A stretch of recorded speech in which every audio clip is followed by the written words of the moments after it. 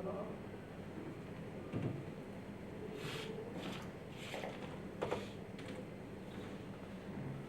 check, check, check.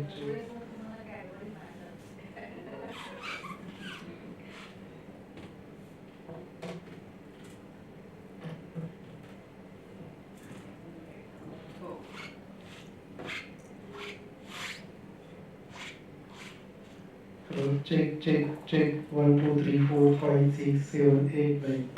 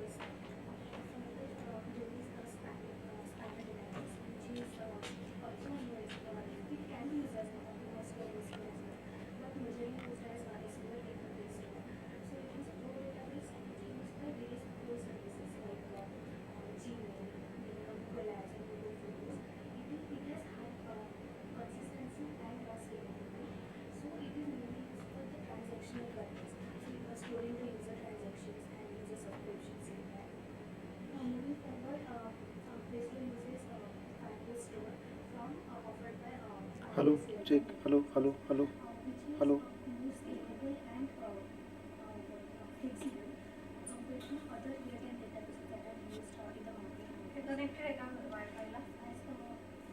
हो का? नाही करावं लागेल कनेक्ट त्याला.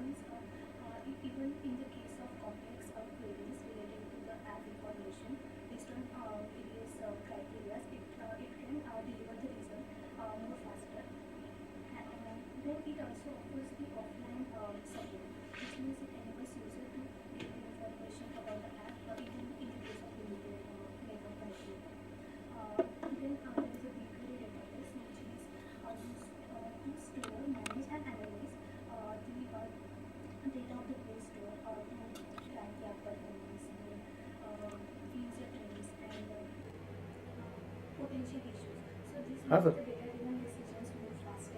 नमस्कार. हां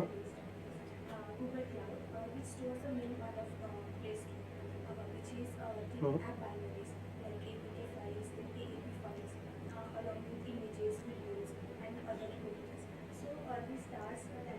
मी इथंच आहे सर आणि सर्व सेटअप रेडी आहे. तुम्ही या आणि तुमचे सर्व फोल्डर डाउनलोड करून घ्या. हो हो हो हो या की. चालते चालते तर इथंच आहे आम्ही.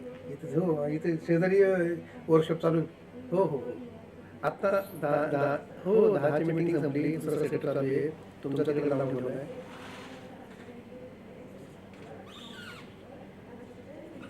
हो या या या काय प्रॉब्लेम नाही. या हो.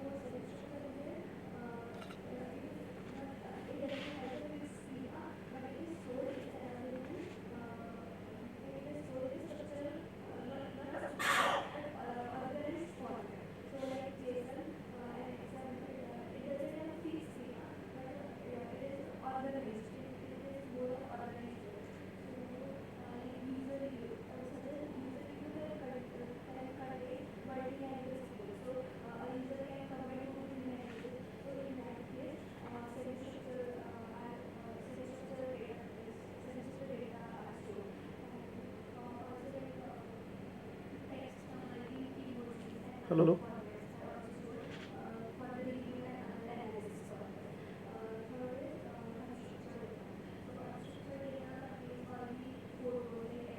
ओंकार, गुड मॉर्निंग. एक विचारायचं होतं मला. हा जो आपला कॅमेरा आहे ना, कॅमेऱ्याचा तो इनबिल्ट माईक असतो ना, तो हे करतोय, आवाज कॅप्चर करतोय. पण आपल्याला जी आपण वायर जोडतो ना आणि जो मिक्सरचा आउटपुट ह्याच्यात त्या कॅमेऱ्यात देतो, तो आउटपुट कॅप्चर झाला पाहिजे. काय करावं लागेल?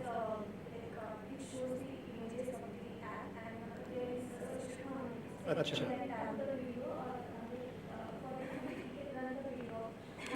बरं. हां हां.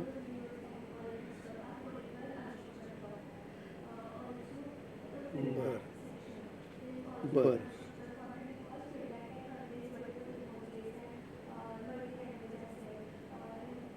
हां हां.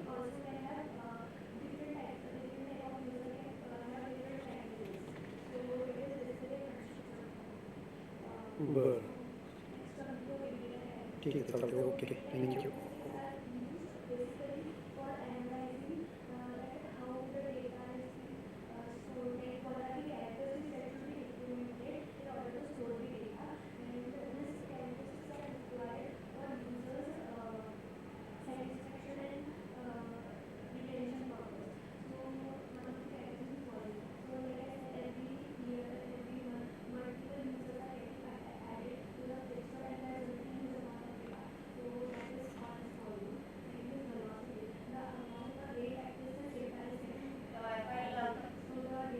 हो.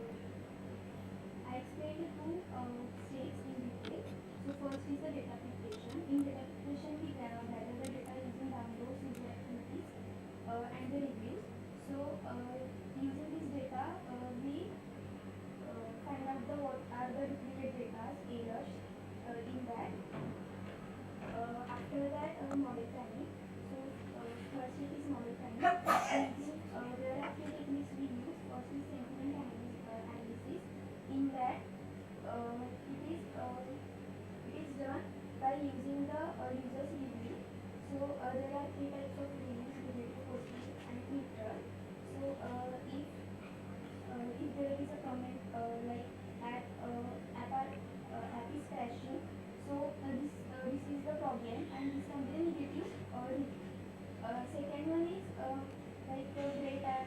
So this can be the positive input. Second technique is clustering. So clustering is done using the interest of the user. Time. So clustering. So clustering is done by the user interest. So user interest, suppose the user has downloaded the app fitness tracker. So it may like backline app also.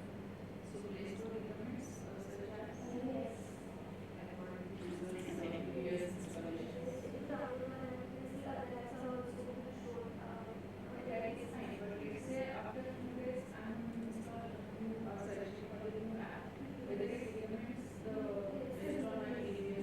ते कॅमेऱ्याचा internal mike कसं बंद करायचं Someone has downloaded like photo editor and if new photo urgent editor Sanga is there on Play Store.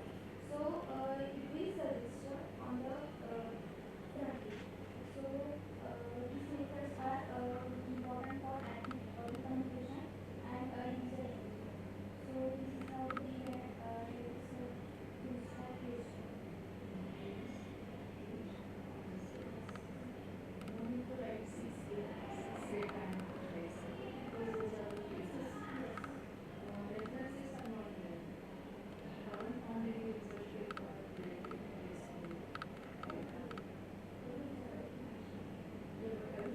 Yes, on the mobile website only.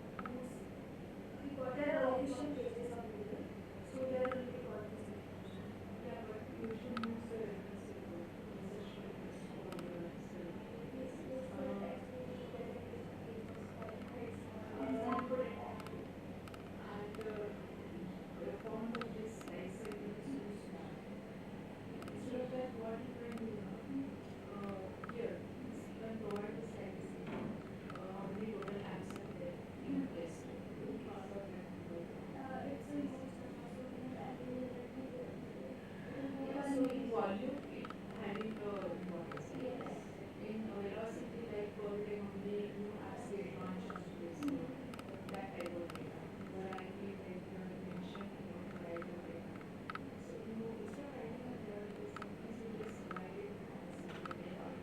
actually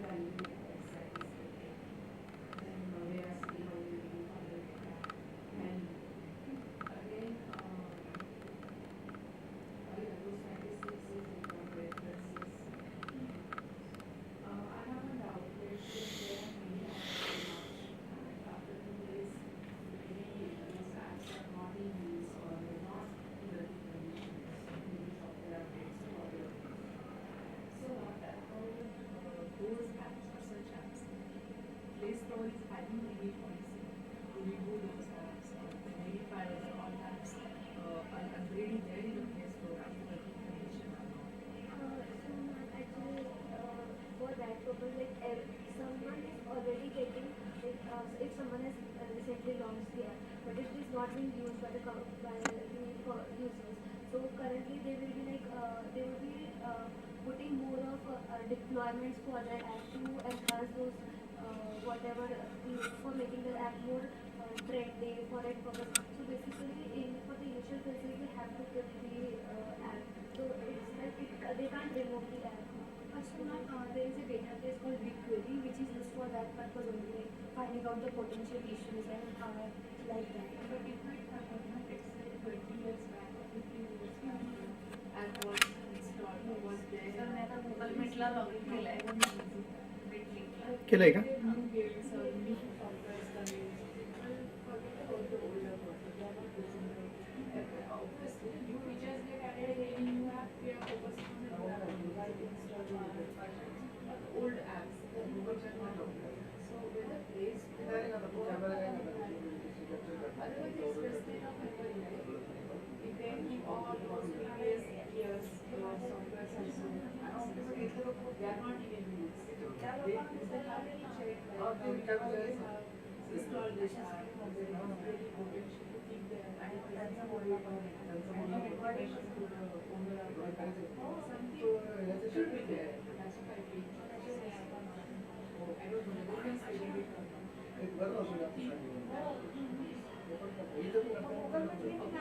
Otherwise, it will like softwares every day, every time there's new softwares. गव्हर्नमेंटला करत असेल तर मग इथला हे करायचं. Why they should manage? Those are not there. म्हणजे आपलं admit वगैरे करायला सोपं आहे. मग इथली स्क्रीनची ॲक्टिव्ह असेल. तर हे जी स्क्रीन आहे ना त्याच्यावर बघून घ्या त्याच्या. आणि इथं लावून द्या. गव्हर्नमेंटच्या लोकांना गुगलमध्ये पाठवून द्याल ना. दिली नाही. हे पण सांगितलं. Evaluation ला join व्हा.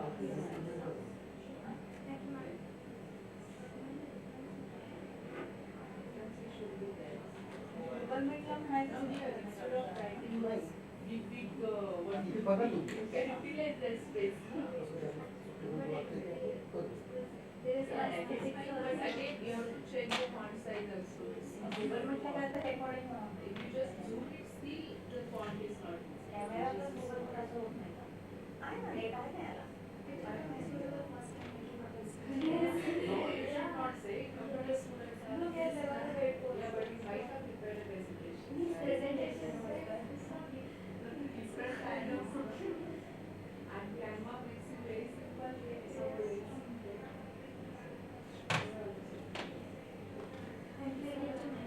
Who is going to? हो. And take other books, rest of the presentations will not. Yes.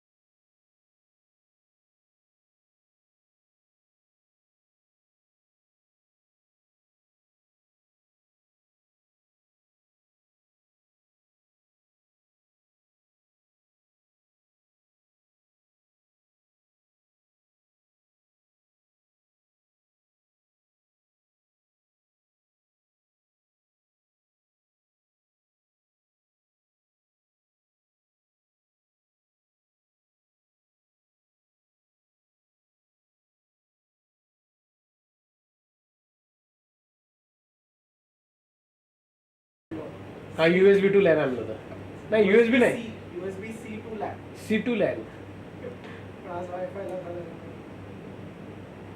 नाही लॅनही आहे. ऐक ना Charging. त्यांना चार्जिंगला हं. पॉईंट तिथं लेन मोठी आहे, त्यामुळे मग एक एक्सटेन्शन बोर्ड घेऊन येतो. बहुतेक किती चार्जर मोस्टली सांगा ना कोणा ते प्रिया मॅडम कोण छोटाच आहे, 1-2 मिनिटं एक्सटेन्शन बोर्ड आहे. करते फोन. नाही थांबा, एक एक्सटेन्शन बोर्ड इथं एक करतो. नाही मुलींना लागतील ना 8-10 तरी अरे बापरे, हा, हा. करायचा झाला लॅपटॉप. अरे राजूला पण कोणतरी येतं ना, मग अशी आता येणारच हो इकडे. एक 10 तरी घेऊन ये म्हणून. कुठे तुला ईमेल करून किती आणायचे? 10 लागतील काय एवढं? 5-6 तरी आणा. एकाला 5 जण लागतात. Extension board. ऐक ना, तुझ्याकडे आता कोणतरी घेऊन पाठवतो आम्ही. त्यांच्याकडे एक्सटेन्शन बोर्ड दे ना 5. हां 6 दे ना. हॅलो त्या प्रिया मॅडमकडून एक्सटेन्शन बोर्ड घेऊन यायचे.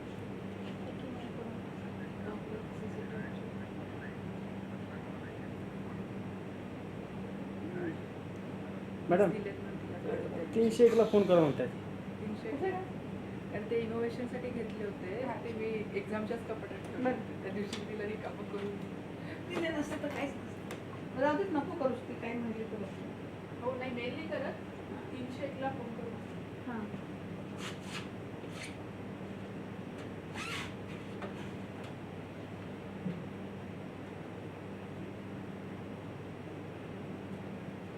गरम गरम brand new content. पाठवा मॅडम ती link. पाठव. आहे तीच link पाठवा. इथूनच पाठवणार.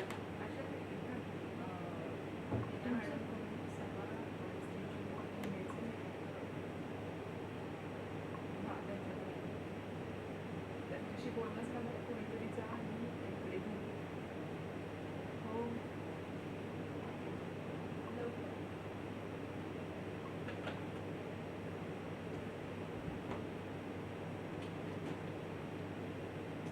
ऑटो एन्कोडरचे हेट्रो असतात का? हेट्रो टाईपचे असतात ऑटो एन्कोडर्स नाही ना? काय यूज केस? म्हणजे बाम जे आहेत बायडायरेक्शनल ते ऑटो असिस्टिव्ह असतात आणि हेट्रो असिस्टिव्ह पण असतात. त्याच्यातले हे फक्त ऑटोवाले असतात. एक्सटेन्शन बोर्ड आणतायत नाही नाही, एक तिथे छोटा आहे ड्रॉवरमध्ये पण मीटिंग चालू आहे, जाता येत नाही समोर. आणखी लागतात ते खाली होतं ना चार्जिंग. तो आहे एक, पण त्याला एक ह्याला दिलाय. आता दुसरा कुठे दिलाय? त्याला दिलं का त्या लॅपटॉपला? माझ्या लॅपटॉपला तुम्हाला चार्जर लागेल? सर तुमचा नाव आहे चार्जिंग. तो आहे एक, पण त्याला एक ह्याला दिलाय. आता दुसरा कुठे दिलाय? त्याला दिलं का त्या लॅपटॉपला? हो. तुम्हाला चार्जर लागेल? त्याचा पण model तुमचा नाव आहे चार्जिंग. तो आहे एक, पण त्याला एक ह्याला दिलाय. आता दुसरा कुठे दिलाय?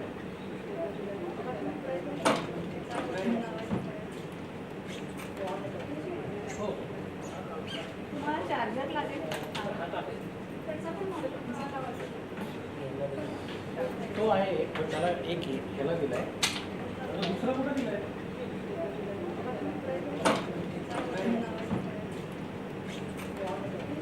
हो.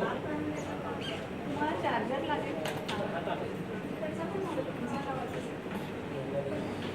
तो आहे एक, पण त्याला एक ह्याला दिलाय. आता दुसरा कुठे दिलाय?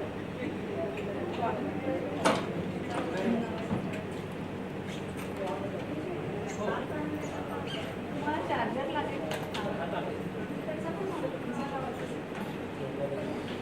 तो आहे एक, पण त्याला एक ह्याला दिलाय.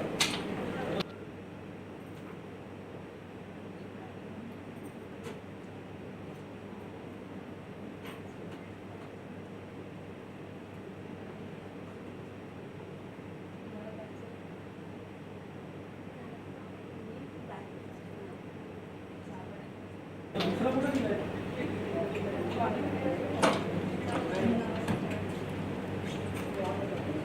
हो.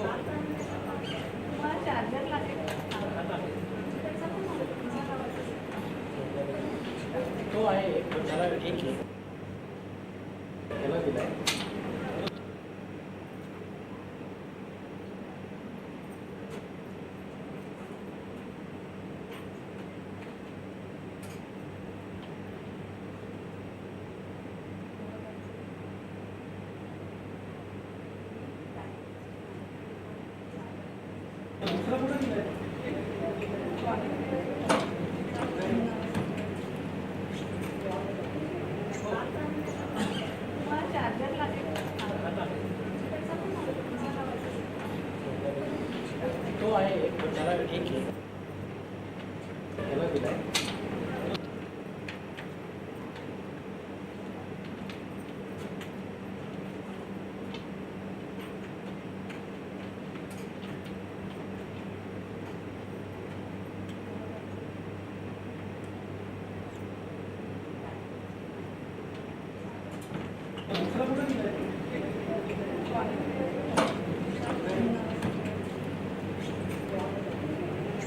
तुम्हाला चार्जर लागेल तो आहे पण त्याला एक आहे त्याला दिलाय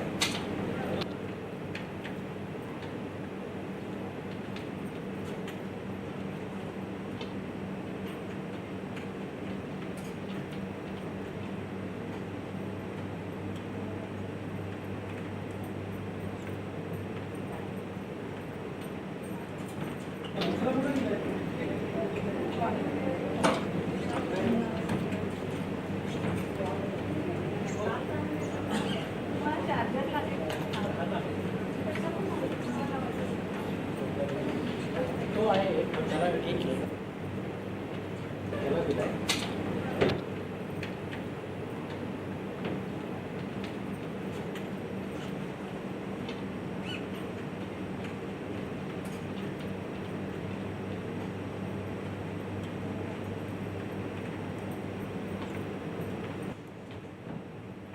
त्याला दिलाय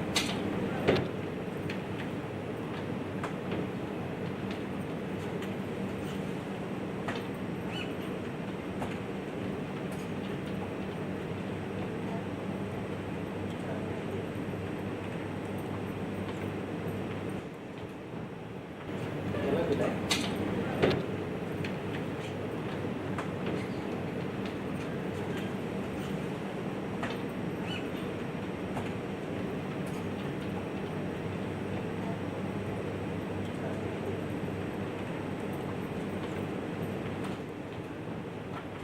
त्याला दिलाय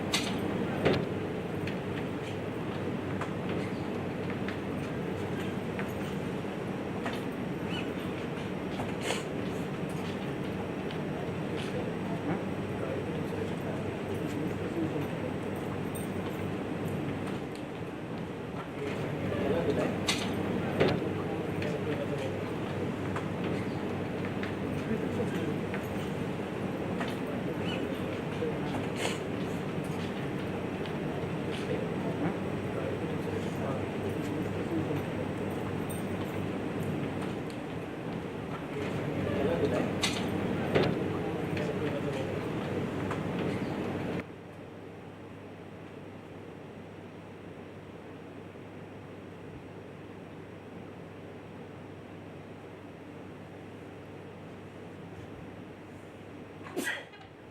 बँकेत काय होते बघेल अडीचला अडीच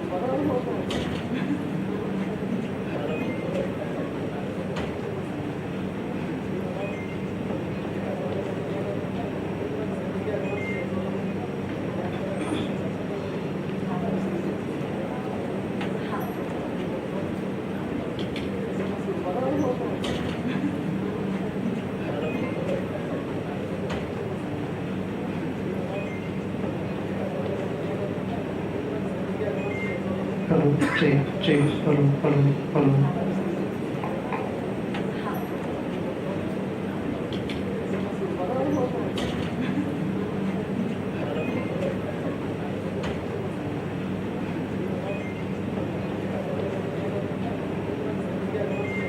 Hello, check, hello.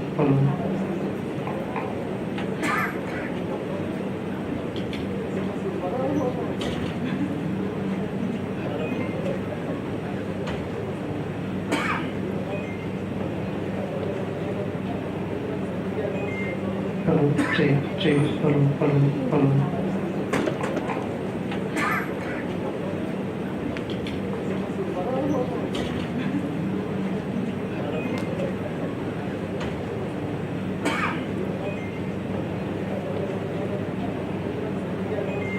Hello, check, hello.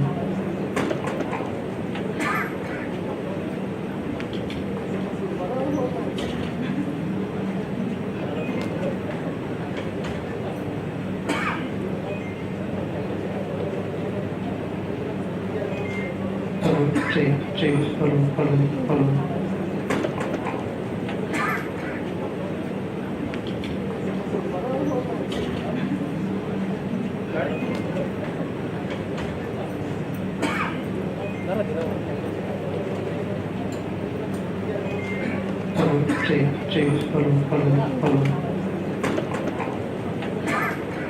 त्याला जॉईन मारून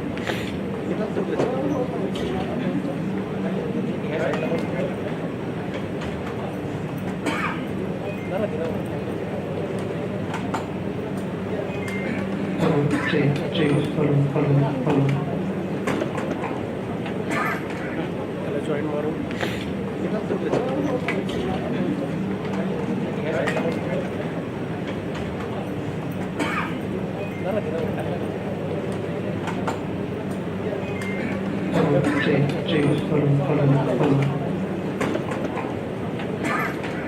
त्याला जॉईन मारून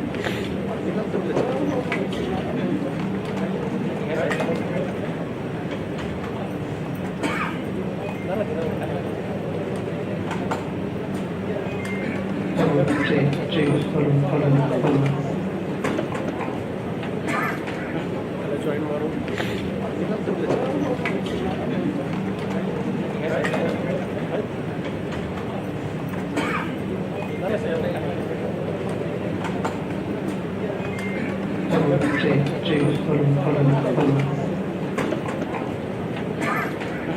जॉईन मारून त्याला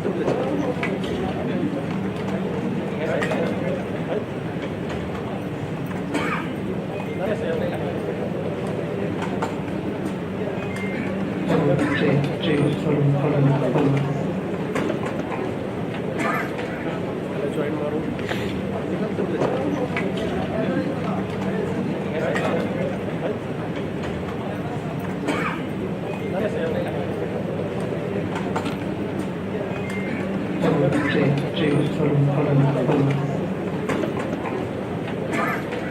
त्याला जॉईन मारून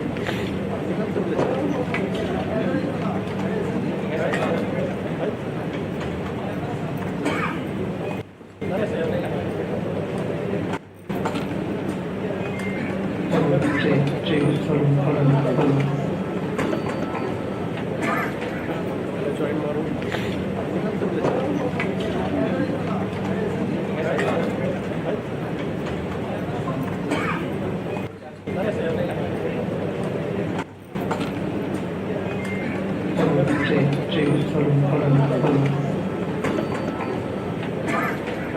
त्याला जॉईन मारून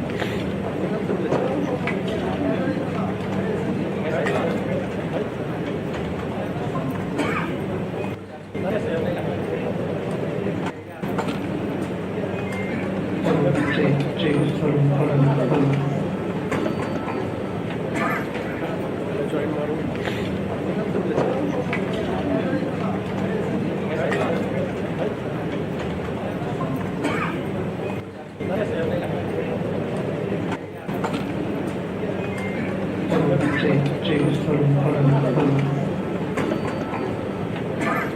त्याला जॉईन मारून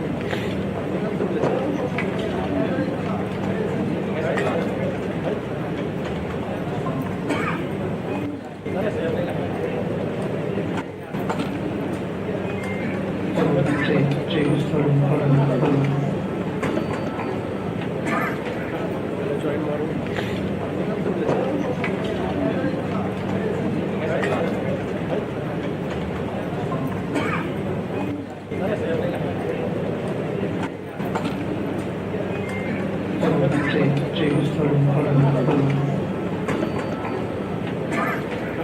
त्याला जॉईन मारून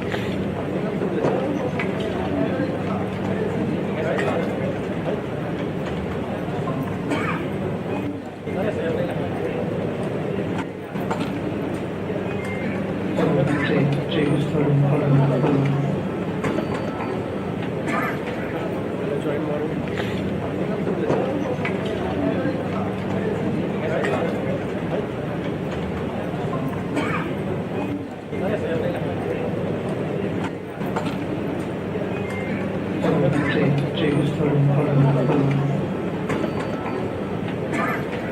त्याला जॉईन मारून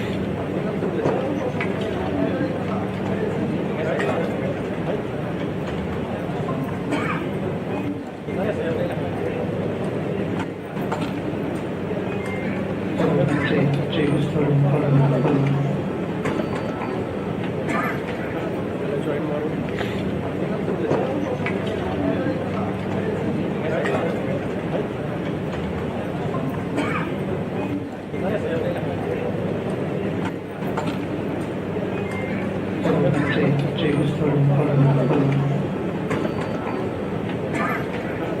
जॉईन मारून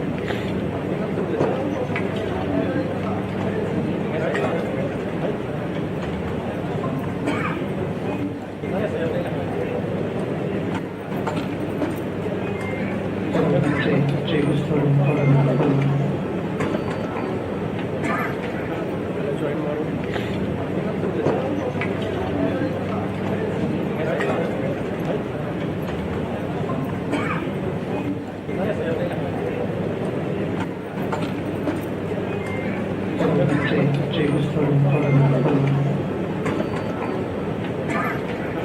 मारून जॉईन मारून जॉईन मारून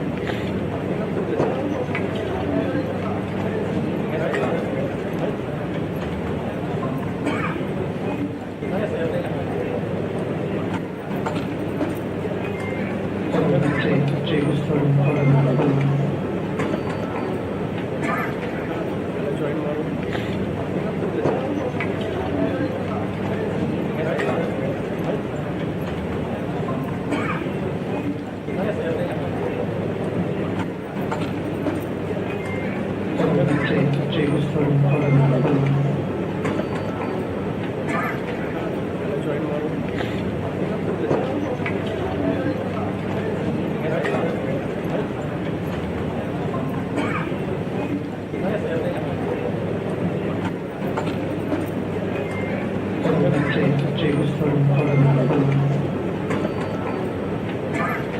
जॉईन मारून जॉईन मारून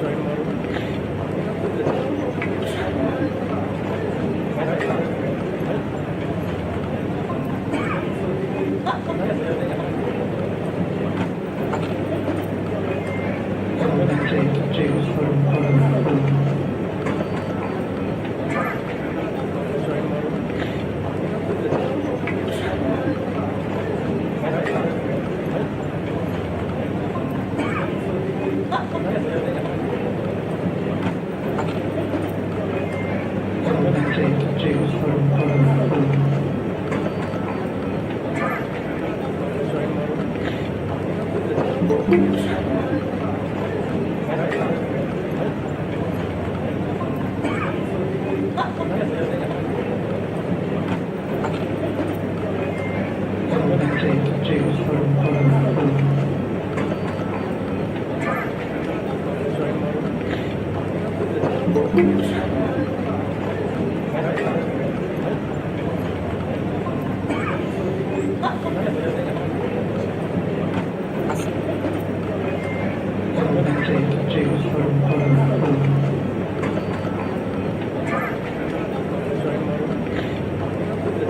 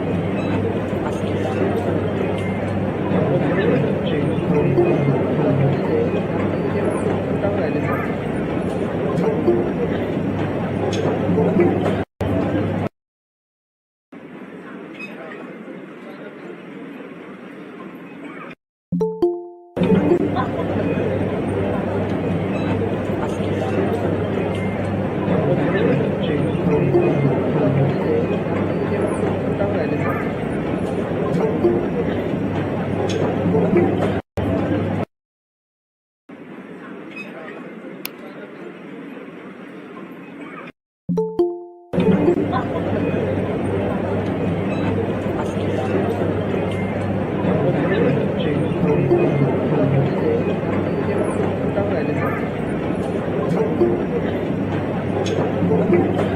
राहिले सर. टाकून राहिले सर.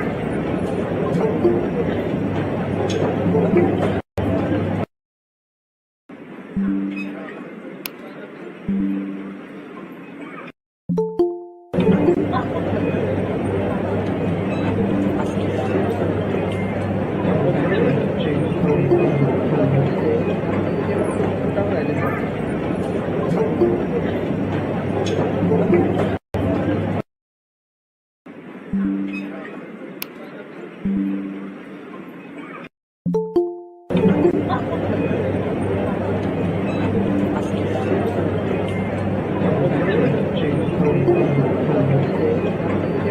टाकून राहिले सर.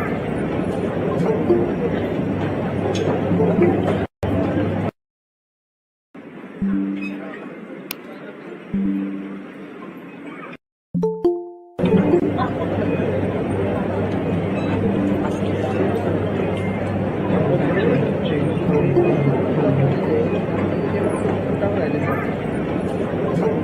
सर.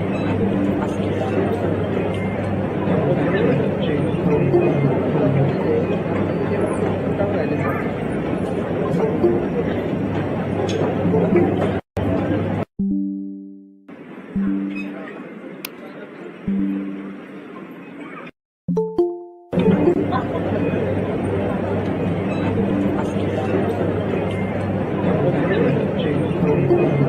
सर. टाकून राहिले सर.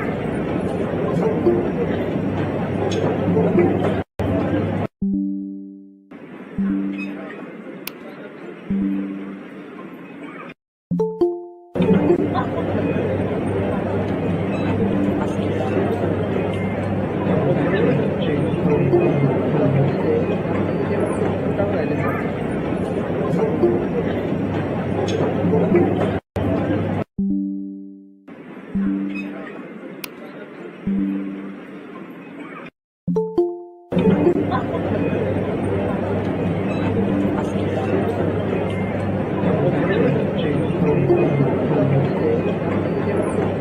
सर.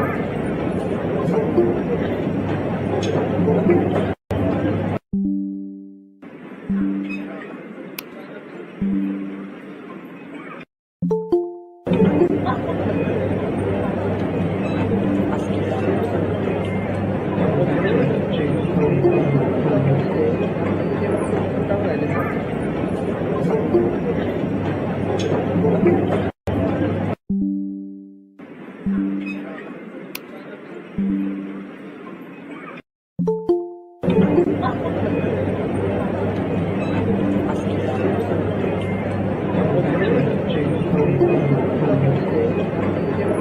राहिले सर.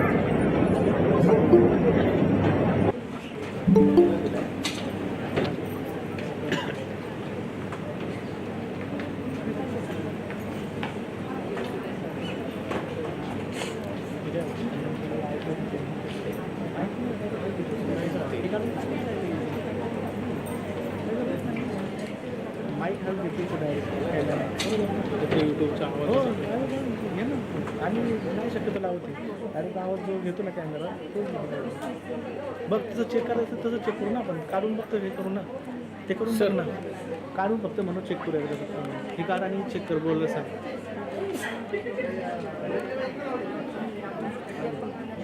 कुठली नाही इथे मग लावायची हां हां काढू का ते काढतो आणि चेक करू एकदा फक्त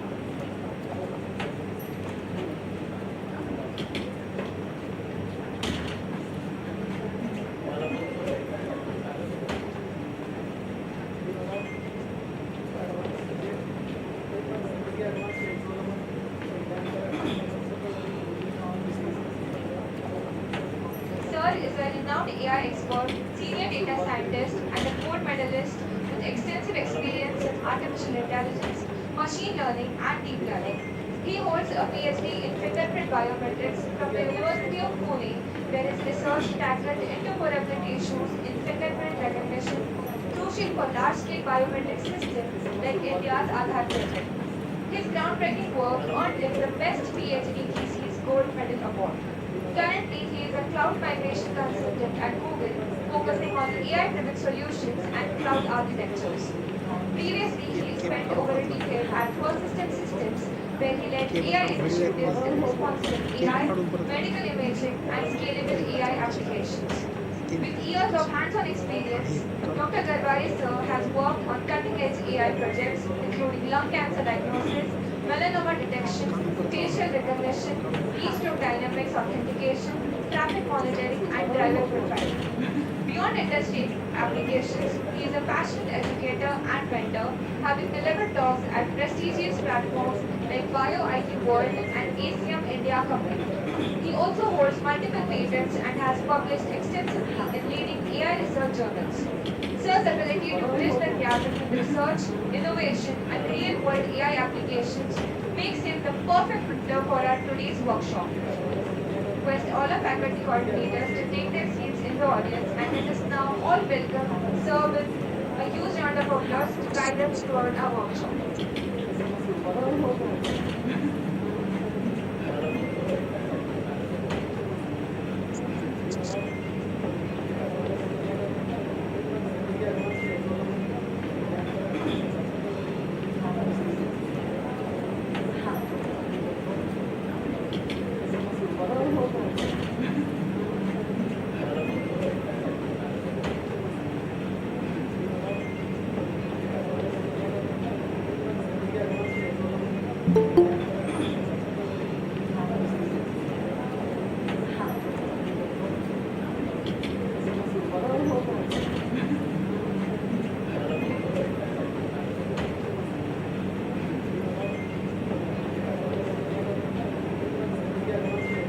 Hello, check, hello.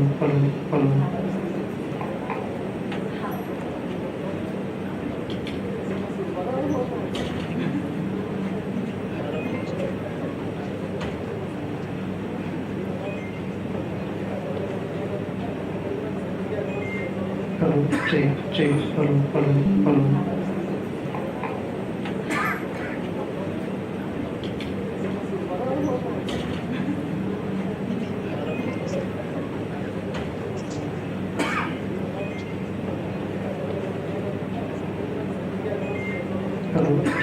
check, hello.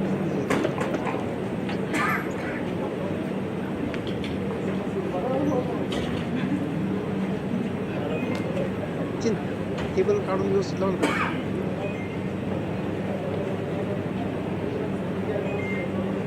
check, hello.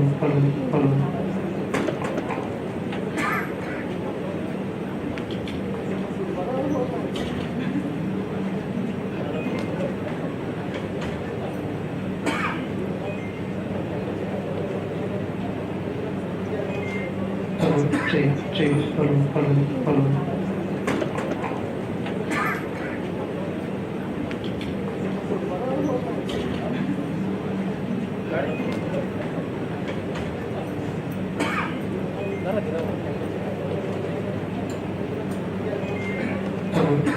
Check, hello.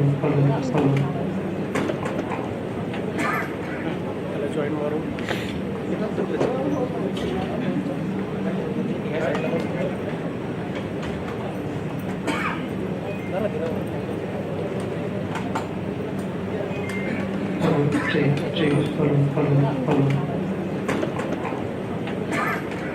Check, hello. त्याला join maroon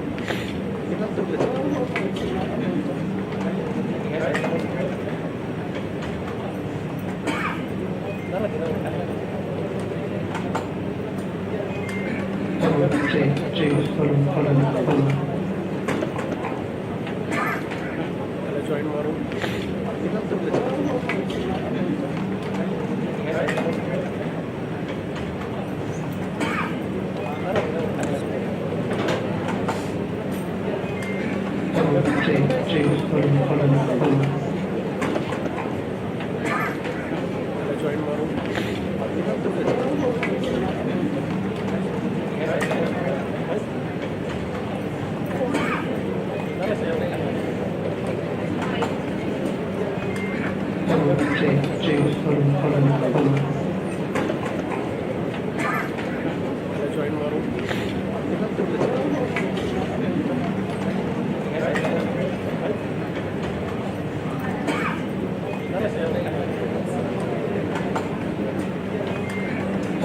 Check, hello.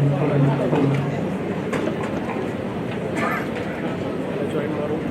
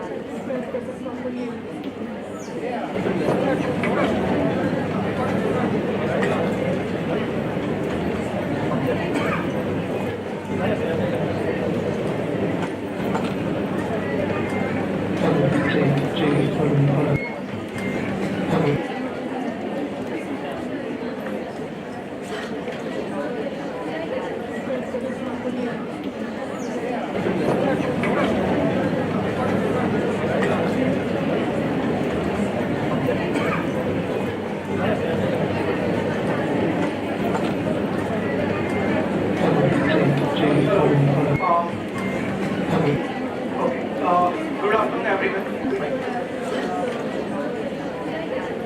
Good afternoon, everyone, and thank you so much, Kevin Storage, for inviting me for this talk on auto encoders.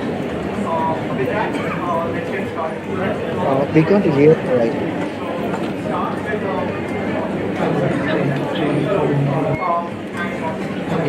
definitely. Good afternoon, everyone. You have some burning down. Good afternoon, everyone, and thank you so much, Kevin Storage, for inviting me for this talk on auto encoders. With that, let's get started. We can't hear right.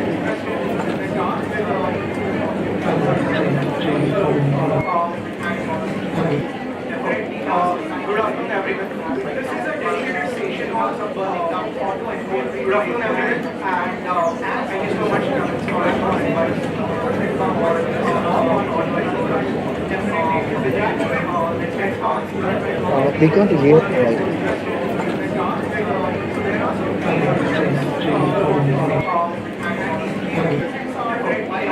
Good afternoon, everyone. This is a dedicated station of some burning down auto encoders. Good afternoon, everyone, and thank you so much, Kevin Storage, for inviting me for this talk on auto encoders. Definitely, with that, let's get started. We can't hear right.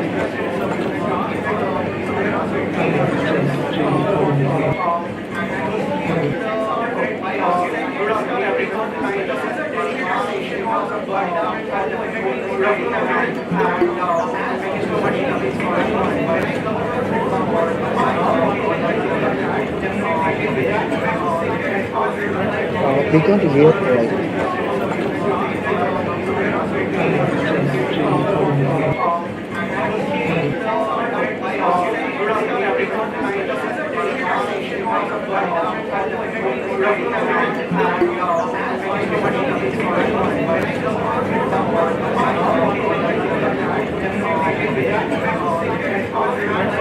We can't hear right.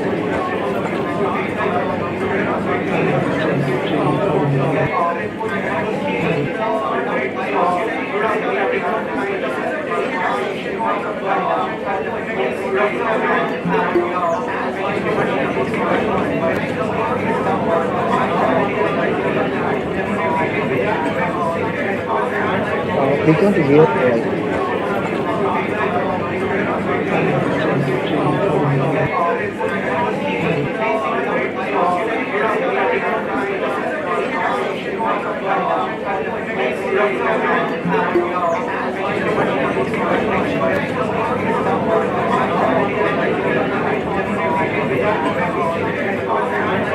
We can't hear right.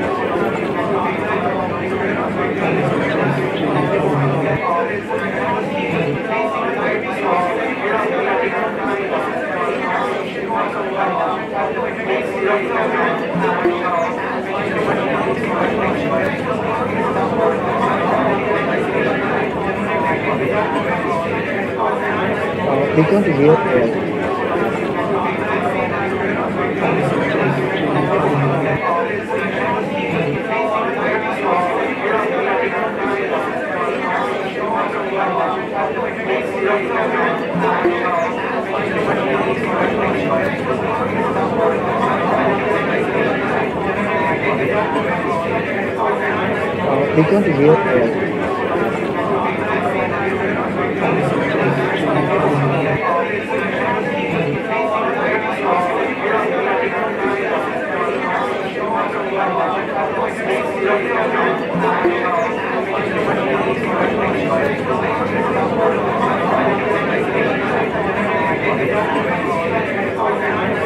We can't hear right.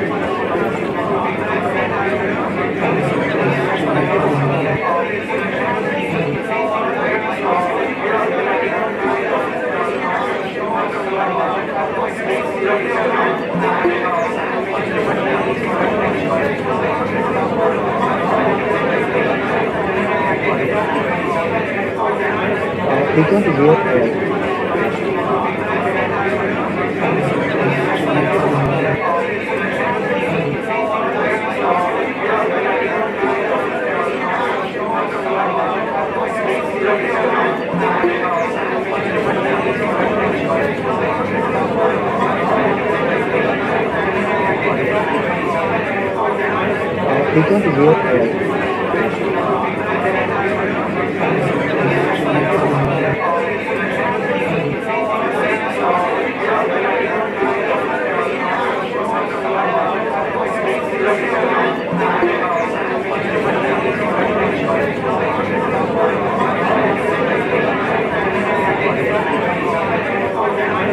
We can't hear right. We can't hear right.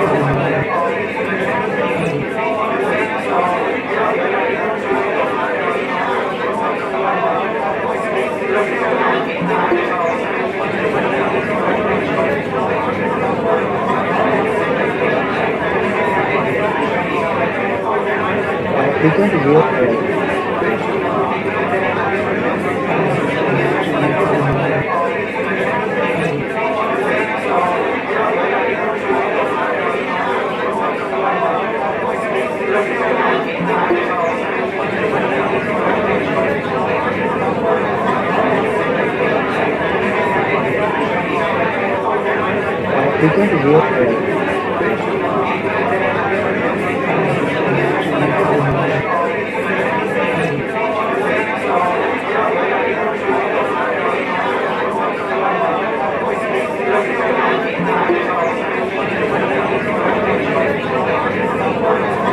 We can't hear right. We can't hear right.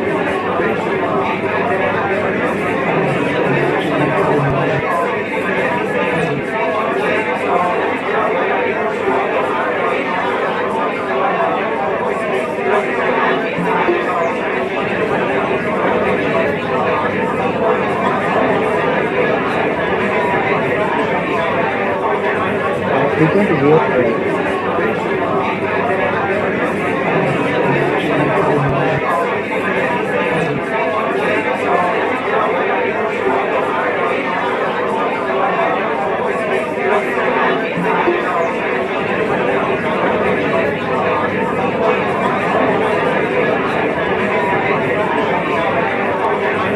We can't hear right. We can't hear right.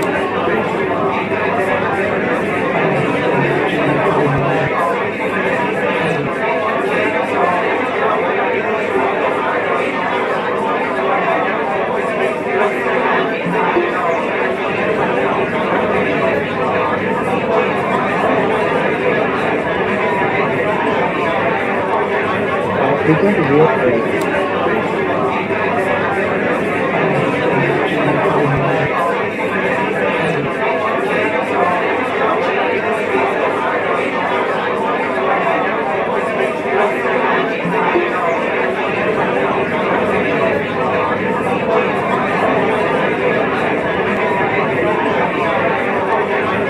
Frequent wave drive.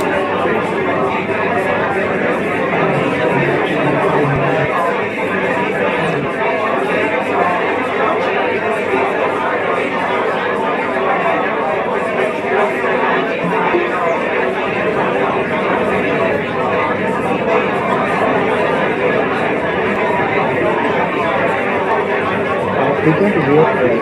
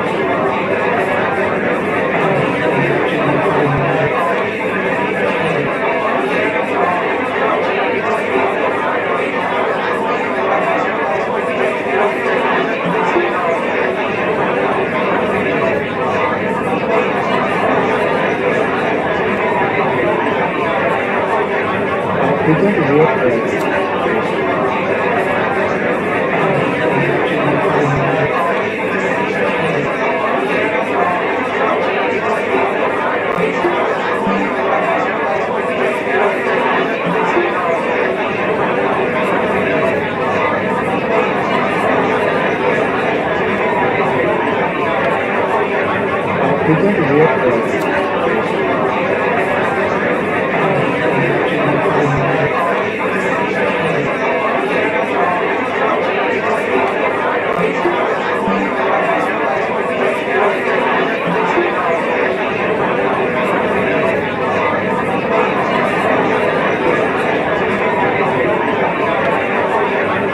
Frequent wave drive. Frequent wave drive.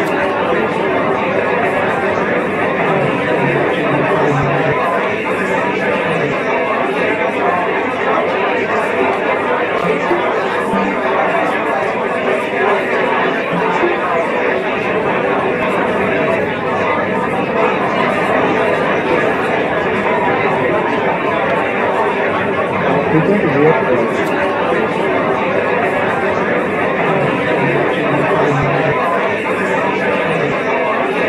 Dimension. As soon as I have a small dimension, I have n number of real life application for it. One I told you about compression. I can save a lot of storage space. Instead of storing an entire video, I can save their latent representation. Yes or no? Are you with me?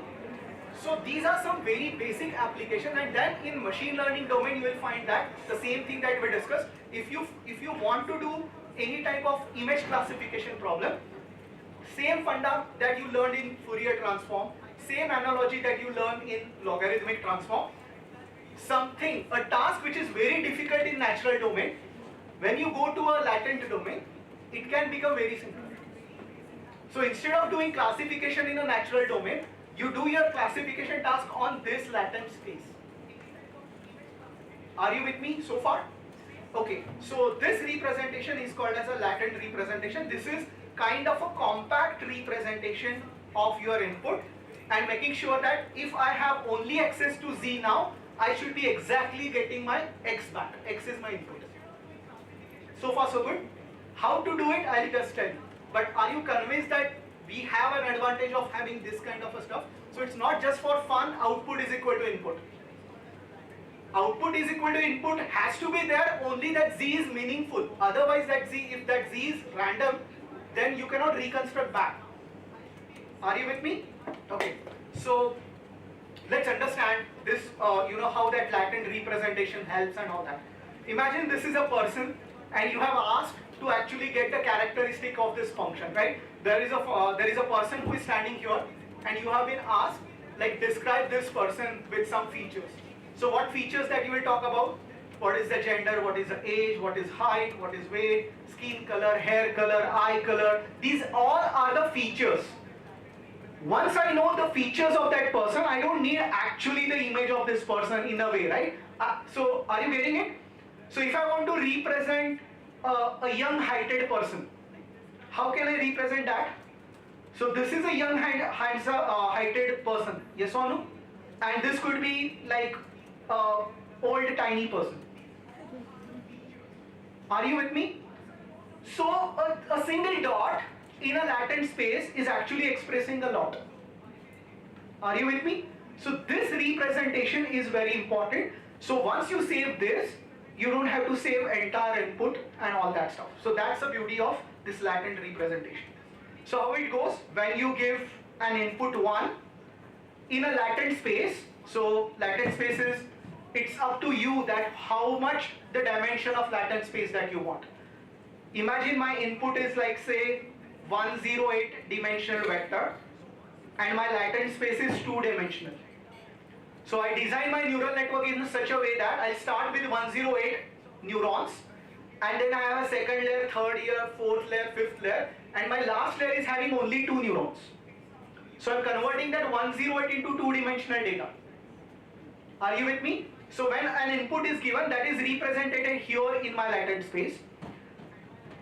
It is just a half job done. After that, this latent space will be taken by decoder and it will bring me 108 dimensional data again. Are you with me? If that output is exactly equal to input, then only it is a useful representation. If there is a loss, then it's gone, right? Similarly, my second feature would look something like this. Now understand this.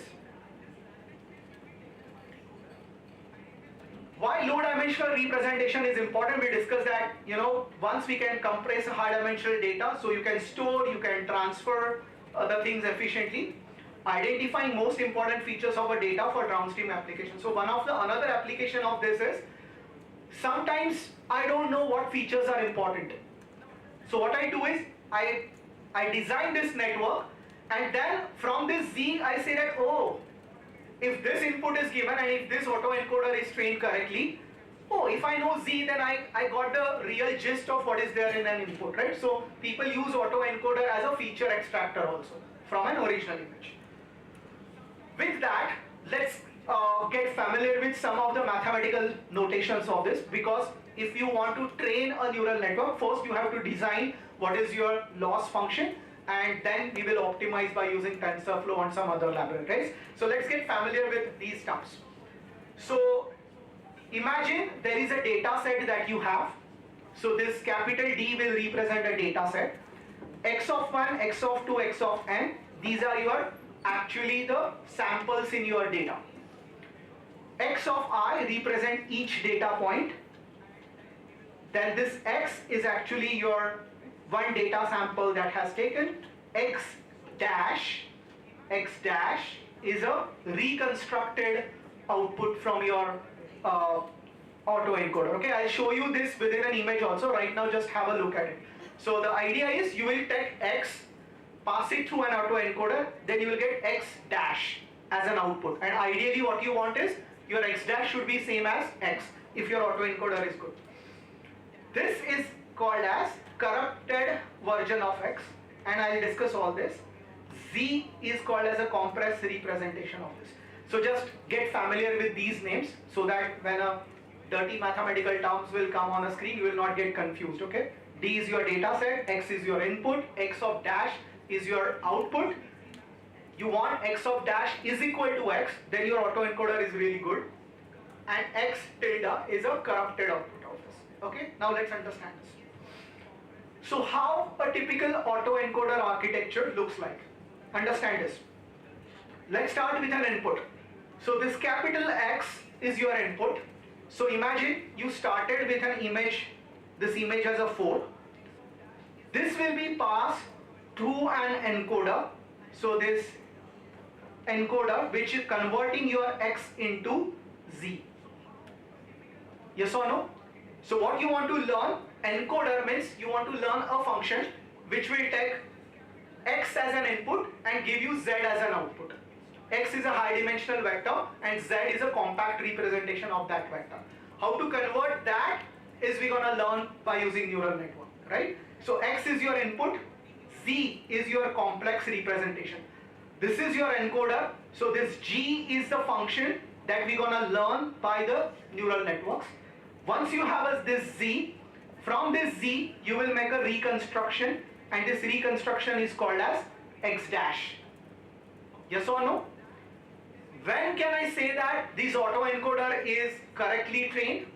I can say that this autoencoder is correctly trained if my x and x dash are equal. Are you with me? This is my end goal, right? I should get a correct reconstruction. Then only that compression will work, right? Whatever you are compressing, if you are not able to get it back, then storing that corrupt version has no value as far as you are not able to reconstruct back, right? So this is our end goal. Your x dash should be exactly equal to x. So how you will define your cost function for training a neural network? Understand this. The model contains an encoder function g. So this is a parameter function. So if you see this diagram, so g of phi is actually, phi means you have to learn that value of a encoder which will convert your x into z, and then that z is passed through f again to get x dash. So that's how the mathematical representation looks like. How you got x dash? When you pass your x to g of phi, this is your encoder, and then you get, so what is this? This is actually your z. And then you pass that z back to decoder function to get your x back. So far so good. So there are two functions. One function is an encoder function, g of phi, which is converting your x into z. And you have another function, decoder, which is converting your z into x dash. Are you with me? So how x dash look like? X dash will look like this. So far so good. Then how you gonna train your neural network? In order to train your neural network, you have to first define your loss function. So understand how loss function will look like. What is this x of I? X of I is your first input in your data set, or ith input, yes or no? And what is this? G of x of I is what? G is what? Encoder function. That will give you z. That z you will pass through f of x. That will give you x dash. And you want that x dash to be exactly equal to input, yes or no? Yes or no? So what is a loss? Loss is a difference between what you predicted and what you gave as an input. When the loss is zero, when network is exactly trained, which is very difficult, yes or no? But what you want to minimize? You want to minimize the difference between x dash and x. Ideally you want to make that difference zero, yes or no? But not for one. This should be done for all examples in your training data, right? In my training data there could be 1,000 images. So I'll pass one image, pass through an autoencoder, get the reconstruction back, compare the two.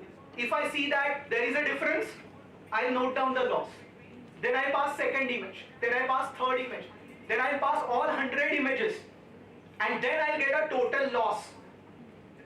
And I want to minimize that loss. So I'll perform back propagation and change the weights. I'll keep doing it till the time this loss is minimum. Are you with me? So how the process will go? You'll start with a random initialization of your neural network, pass an input, get an output, compare the two. If the difference is high, means your network is not trained, you go back, repeat this cycle, change the weights of a neural network again and again, till the time you are not getting output is equal to input. Why are we doing output is equal to input? Because we are not interested in actual output, we are interested in z. Because that z is a latent representation. Z is a compact representation where I can use a data compression or data transfer and all that stuff. Are you with me? So far so good? So that is what we're gonna learn. Now how to do it via notebooks is gonna do it on a code, right? I'll give you a very interesting use case, and this use case is called as anomaly detection. So there is a very interesting data set available on Kaggle, which is called as a credit card data set. And there are over 3 lakh samples in that data.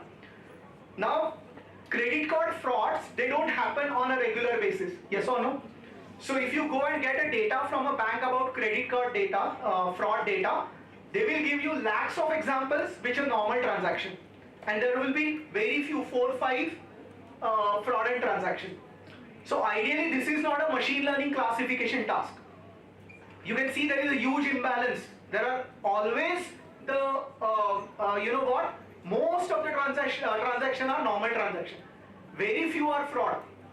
So normally, according to me, it should be designed as an anomaly detection task. Throw the fraudulent transaction, focus on normal, train a network on normal, and whatever is not normal is a fraud. That's the philosophy, okay? So this first notebook will go one by one, and the focus is not to design something very accurate, but focus is make you familiar with a autoencoder structure so that you can develop some complex applications. So far so good. If you ask me, till now we have learned nothing. We have just learned saying that we want output is equal to input. Okay, how to get it, we'll see. So what I would request is you can go to this GitHub page. It's called autoencoder. Here is a code. You can copy this link.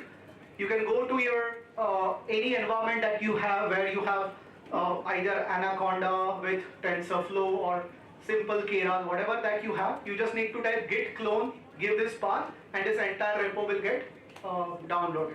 Pretty straightforward. I'm sure you are familiar with this. Anyone who is not clear about how to get the code, you are okay, right? You can git clone. Yes or no? Yes. Okay. For now, again, if you are already ready with your git clone, with your environment setup and all that, we can do it together. Otherwise, this repo is there and gonna be there forever. Okay, so just don't worry. Sit back and relax and see the line of code that I'm explaining. You can run the code alone anyway. Okay, the repo already has a data sets and all that stuff that you want. So let's get started with fundamentals of autoencoder. I will zoom in the screen. Just let me know once you're able to see it properly.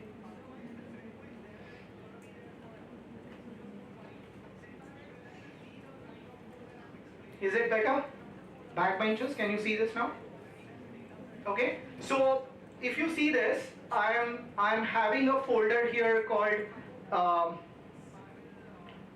just let me show you slower. Okay, so there is a folder in my repo which has data. Understand this? And there is a CSV file for creditcard.csv. So the size of this CSV is so large that I couldn't upload it on my GitHub page. But if you have an access to the notebook, you will see that in a notebook there is a link in the download the Kaggle credit card fraud detection data. So you just click on a link. If you have a Kaggle account, sign in and download that data. It's free data for trying out, okay? So copy that data and save it in a data folder. That's the only extra thing that you have to do. So with that, let's get started with some of the basic imports. So I'm just importing some basic libraries first.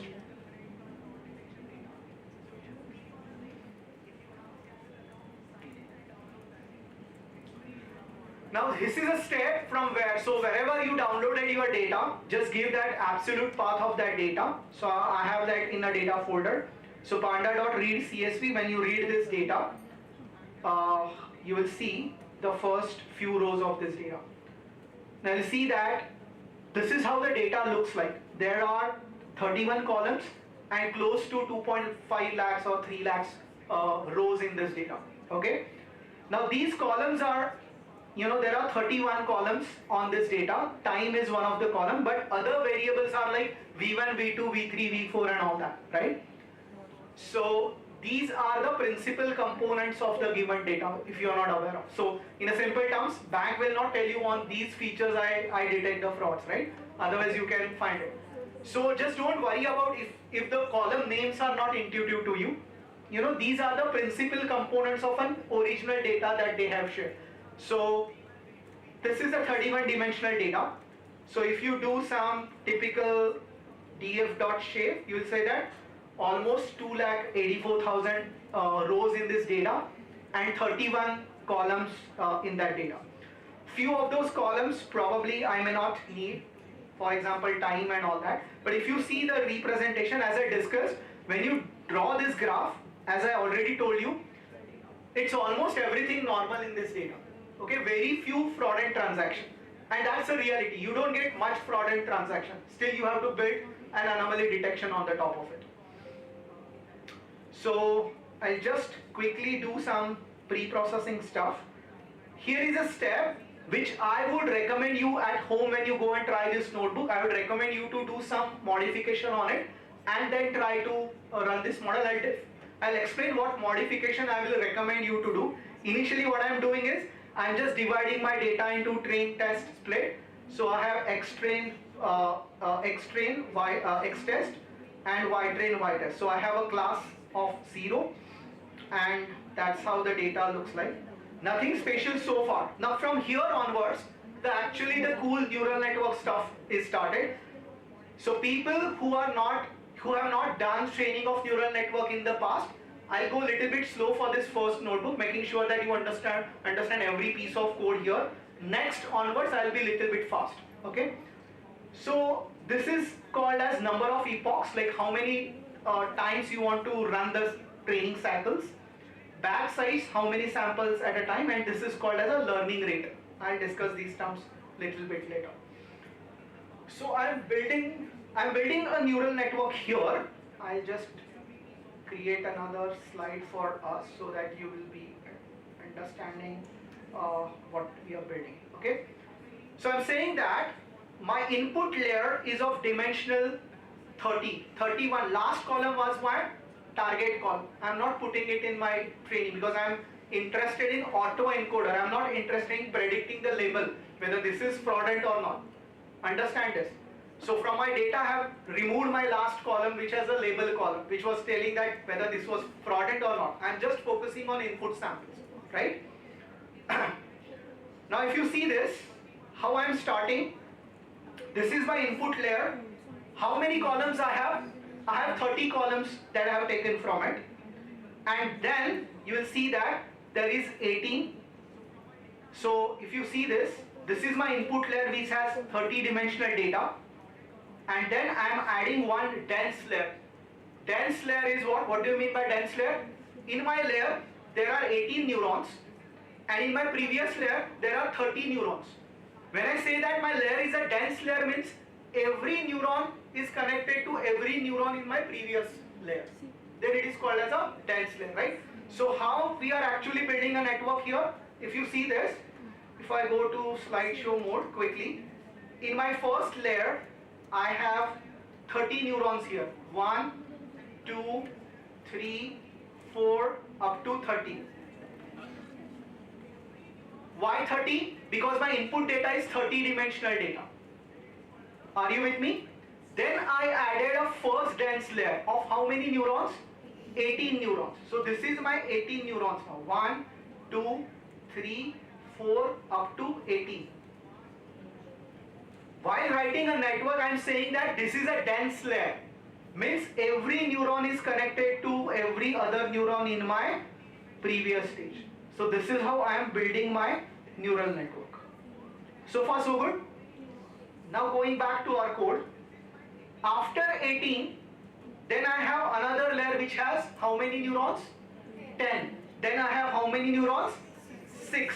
Till this, I am saying that this is my encoder. So far so good. So if you see this in my diagram, I started with 30. I started with 30 neurons in my input layer. So this is my input layer. Then I have 18 neurons here. Then I have 10 neurons here. You see the funnel structure. And then I have 6 neurons here. Are you with me? From this, I have another 6 neuron structure. Then my decoder part gets started. From 6, I'll have another 10 neuron. From 10, I'll have another 18. And from this 18, I'll have another 30 layer. Are you with me? These all are my dense layer, means all neurons in my previous layer are connected to every other neuron in my next layer. Yes or no? So this is how my neural network is actually looking like. Now the question will come, sir, who decided, like, I'll start with 30, I understand my input was 30 dimensional data, but who told me to have 18 neuron and 10 neuron and 6 neuron? There is no rule of thumb. This is designer choice. Tomorrow if you want to say that, sir, I'll go from 30 to 25, 25 to 20, 20 to 15, 15 to 10, 10 to 5, and again 5 to 10, 10 to 20. Nobody is stopping you from doing that. This is the designer's choice. This is your network. This is my network. I don't know which one will work better, but that's how the flexibility that you get in a neural network. So there is no rule of thumb here, but a structure should be like this. Then only it's an autoencoder. Are you with me? So what are you passing from here? You are passing what? You are passing X from here, and when this X will travel through this network, it will produce your X dash. Yes or no? And what you want is your X should be exactly same to this X dash, then your network is trained. Unless you are not getting X is equal to X dash, you will keep training the process. So far so good? Yeah, so let's go back to your code again. So this is how my network. Encoder has a dense layer 18, then I have a dense layer of 10, then I have a dense layer of 6, then I have a dense layer of 6, then I have a decoder with dense layer of 10, and then I have decoder from this.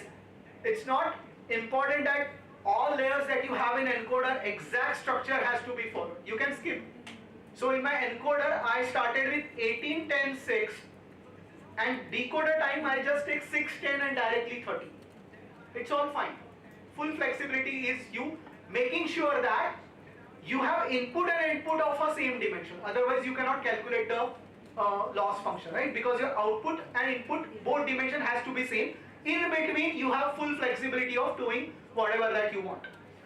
Once this structure is defined, now you say that this is how my model looks like, which has these layers, and then autoencoder.summary. So when you run this, you will see actually the summary of how your network would look like. See this? So this summary will tell you how the shapes are. So your input shape is 30 dimensional, your dense dimension is 18, 18, 18, and eventually these are the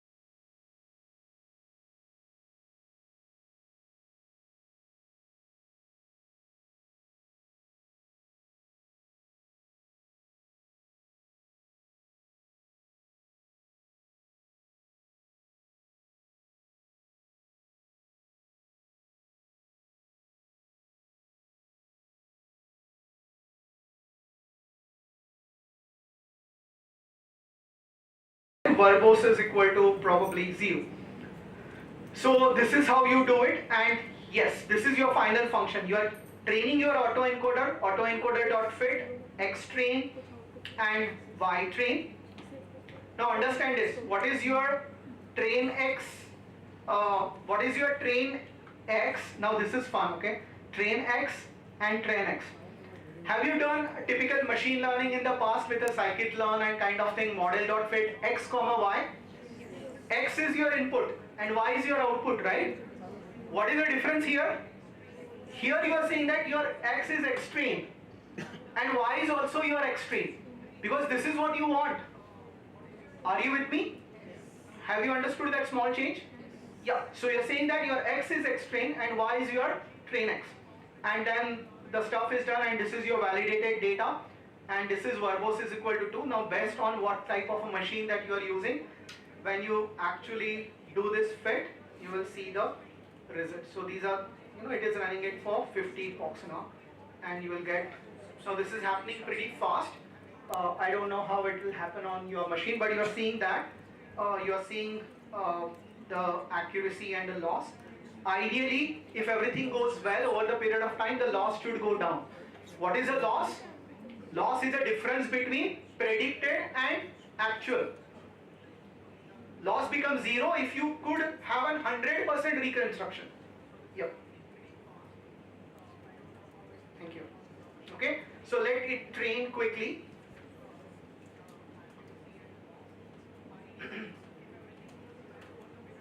So this checkpoint is actually dumping your file here. So ideally you can run this and go for a coffee or tea and come back till the time this process happens, and because of this checkpointing you are making sure that only the best one is being saved. So let's wait for this to happen.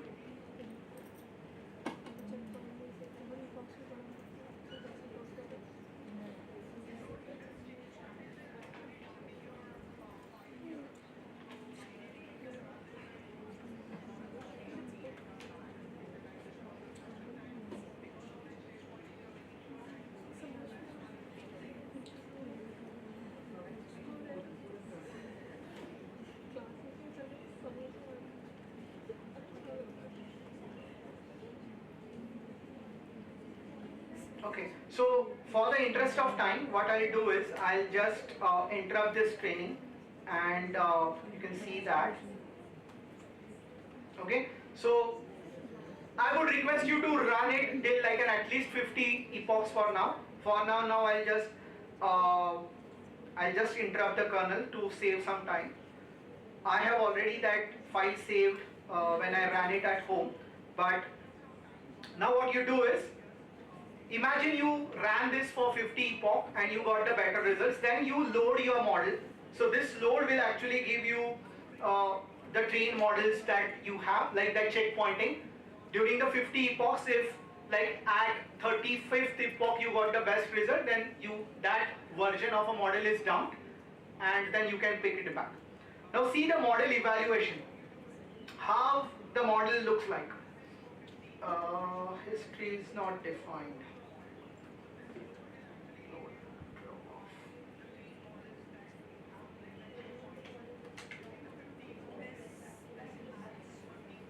Just a minute.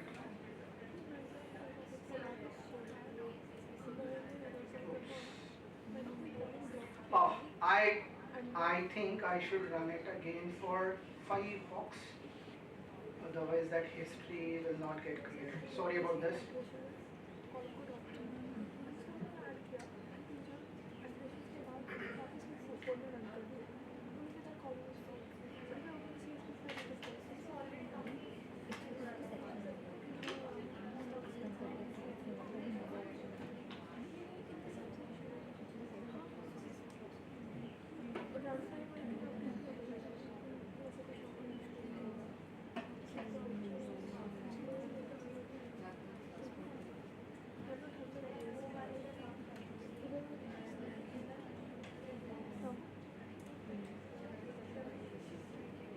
Okay, so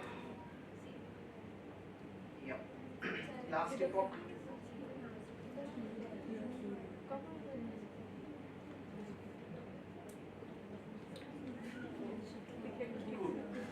Now let me run this again.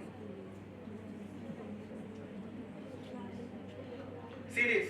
Now this is a graph which you actually run it at home for 50 epochs. This loss would be really good, but just for an interest of time, I'm just killed it early. Ideally, when you run it for 50 epochs, you will see something like this.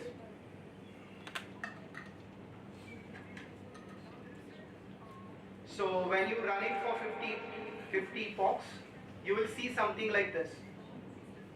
So there will be two curves in this graph. One is called as a training loss and another is called as a validation loss. So over a period of time, you will see that the curve is something like this. On x-axis is your epochs and on a y-axis is your loss. So this curve will tell you that over the period of time the training was really good and loss is coming down, and then loss is becoming flat. Like beyond this, if you train more, it's of no use because that's how the saturation is. So I have just killed the process to save the time, but you run it at home and it will be good. Coming back to our code. Now here is a term to understand how good your autoencoder was. So you will calculate the reconstruction error on all the training samples that you have, and then you will draw an ROC curve. Now again, this ROC curve will not look good because we have just executed for 5 epochs. If you let's see how it looks like, but it will not be very impressive. Okay, so this is how the ROC curve looks like. It's called receiver operator characteristics. The higher the curve is the better in terms of an accuracy stuff. And now this is what the application of autoencoder that you will see. Now understand from this diagram what I'm doing. When I started this use case, my end use case was to detect the fraud transaction in my credit card data. Yes or no? I told you in my data set there are only few fraud examples and rest of all are my normal examples. Yes or no? What I did is I trained an autoencoder only on a positive class. Means when a normal transaction are given, if an autoencoder is really good trained, my reconstruction should be really small because this is how it is trained, right?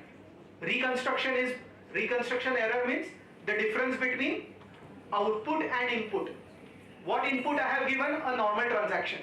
If autoencoder is really trained very well, input should equal to output. Yes or no? So the reconstruction error should be really small. Are you with me? Yes or no? Yes. The moment I pass a fraudulent transaction, my autoencoder has not seen similar kind of a pattern, right? There is something unusual. And autoencoder is not trained to see such kind of a sample. Yes or no? But still you are giving some input. So it will produce some X dash. Yes or no? But that X dash may not be necessarily same as what X that you gave. Because this is not how the autoencoder trained for that kind of an input sample. Are you with me? So for fraudulent transaction, you will see that the reconstruction error would be high. And for normal transaction, your autoencoder will be able to reconstruct normal transaction very well. Because it has seen so many examples like this, and this is how it was trained. Are you with me? Yes or no? So ideally when it is really trained in a right fashion, you will see that the fraudulent transaction, the red dots, should actually cross a threshold line. So you're saying that even if autoencoder is trained, I may not get exact reconstruction. There would be some difference between X dash and X for normal transaction, but I can definitely tell you that that difference will be small for a normal transaction. When a fraudulent transaction is passed, autoencoder could not reconstruct it, so the reconstruction error will be high. Are you with me? So you are a bank, transaction happened, you pass to an autoencoder and check if input and output are same or not. If the difference is high, you flag it as a fraud. Are you getting an application of this? Any questions so far? Any doubts? So here we saw a tabular data application of autoencoders. Understood how the code works? So now we can shift our gears and we can actually see that how we can apply this on images. Okay? Let's move on. I have a question here. Yeah, please. Here the dot. This diagram is not so good. I just trained for 5 echoes. Okay, okay. So you'll see a lot of mix. Looks like it's not trained at all. Actually, because red dots are there. Yeah. I trained it only for 5 echoes. It should be up only. Yeah. So in your dream world, ideally all red should cross that line. Cross that. This is very difficult to get. Even if you train it for 500 epochs, some red dots will be down and some blue dots will cross the line. So it's okay. Like nobody expect to cut all 100% frauds. But if you could catch maximum frauds, this is still good. Some blues will still cross the line. Let them call and you can say, I'm stopping your transaction because I thought that it's fraud. If it is no fraud, person will say, okay, no, I'm doing it. It's okay. I'm happy in such a situation if you have some false alarms. But I don't want to cross real fraud. Right? So it's always a decision. But for blue dots, model works fine. It looks fine, working fine because all the points Correct. are below this. But for red, Correct. So ideally what I want is all red should cross this threshold and all blue should come down, which is difficult to get, but you will see that when it is trained for longer epochs, you will see that separation. Okay? Any question? Are we good? Yeah. So let's see the imaging application now.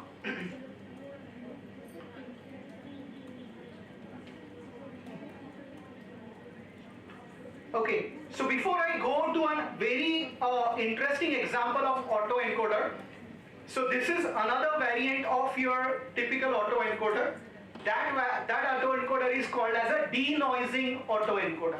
Okay, a small mathematical tweak will have a variant of an autoencoder which is called as a denoising autoencoder. Okay, before moving to that, because I want to cover an example of image processing here, how many of you are comfortable with convolutional neural network? CNNs, right? So most of you are familiar with the CNNs, right? So when we were working on a tabular data, I was directly connecting the dense layers of my neural network, right? Which is actually I'm reducing the size. But if you understood how CNN works, anyway when you have a convolution max pooling, you are anyway reducing the size. And then you have a flattened layer, right? So I use this property of CNNs and I'll take an image and bring it to a very small dimension, and then I'll have exactly reverse operation on the another side. That is called as a convolutional autoencoders, like convolutional network connected and then deconvolution on another side. Okay, I'll just show you with an example and then we'll see a denoiser. Okay, so there is a very toy example in your notebooks, and that toy example is this. So close this notebook, go to here.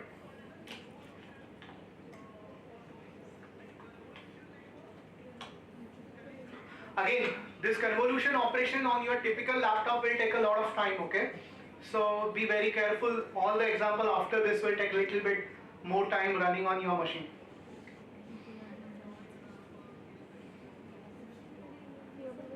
Okay, so now I am taking another example. Convolution autoencoder. So this is purposefully I have created this as a very light example so that at least you should run it on your machine, and then I don't want to see this. Okay, see this convolution autoencoder.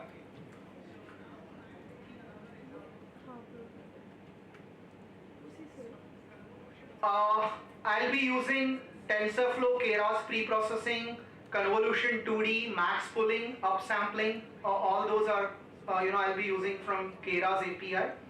That's the version of this libraries. So I'll start with an image size 256 by 250. I have to resize all my images to some standard format because this is how my first convolution operation will get started. So load a sample image. I'm just taking one image. This is the most simplest example of convolution autoencoder where my training data has only one image. And I'm training an autoencoder saying that if I give you this image, you should be able to reconstruct the same image back. That's the simplest application. So I'm just loading one image by CV2. So this is an input image that I have, and then I just apply resizing to it and I convert it into a number. How my input array look like? So I will resize it by 256 by 256. It was a color image, so I have dimensions as a 3 because it's an RGB image, and then I divide it to 255. This operation is called as a normalization operation. Okay. After doing this, I'm converting this image array into this shape. Okay. 1 because I just have one image, 256 by 256, and this 3 represents what? It's an RGB image. Okay.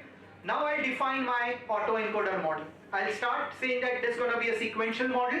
The first layer would be a convolution layer. How many filters? 32 filters. Who decides 32? It's a designer's choice. What is the size of a filter? 3 by 3. You can go 5 by 5. It's your choice. So this is a typical CNN structure. You can see that convolution 2D, max pooling, convolution 2D, max pooling, convolution 2D. 32, 8, 8. And then I have a max pooling layer. Again I have convolution 2D. Now understand this. Instead of max pooling, now I am doing upsampling. Now this is my decoder part starts.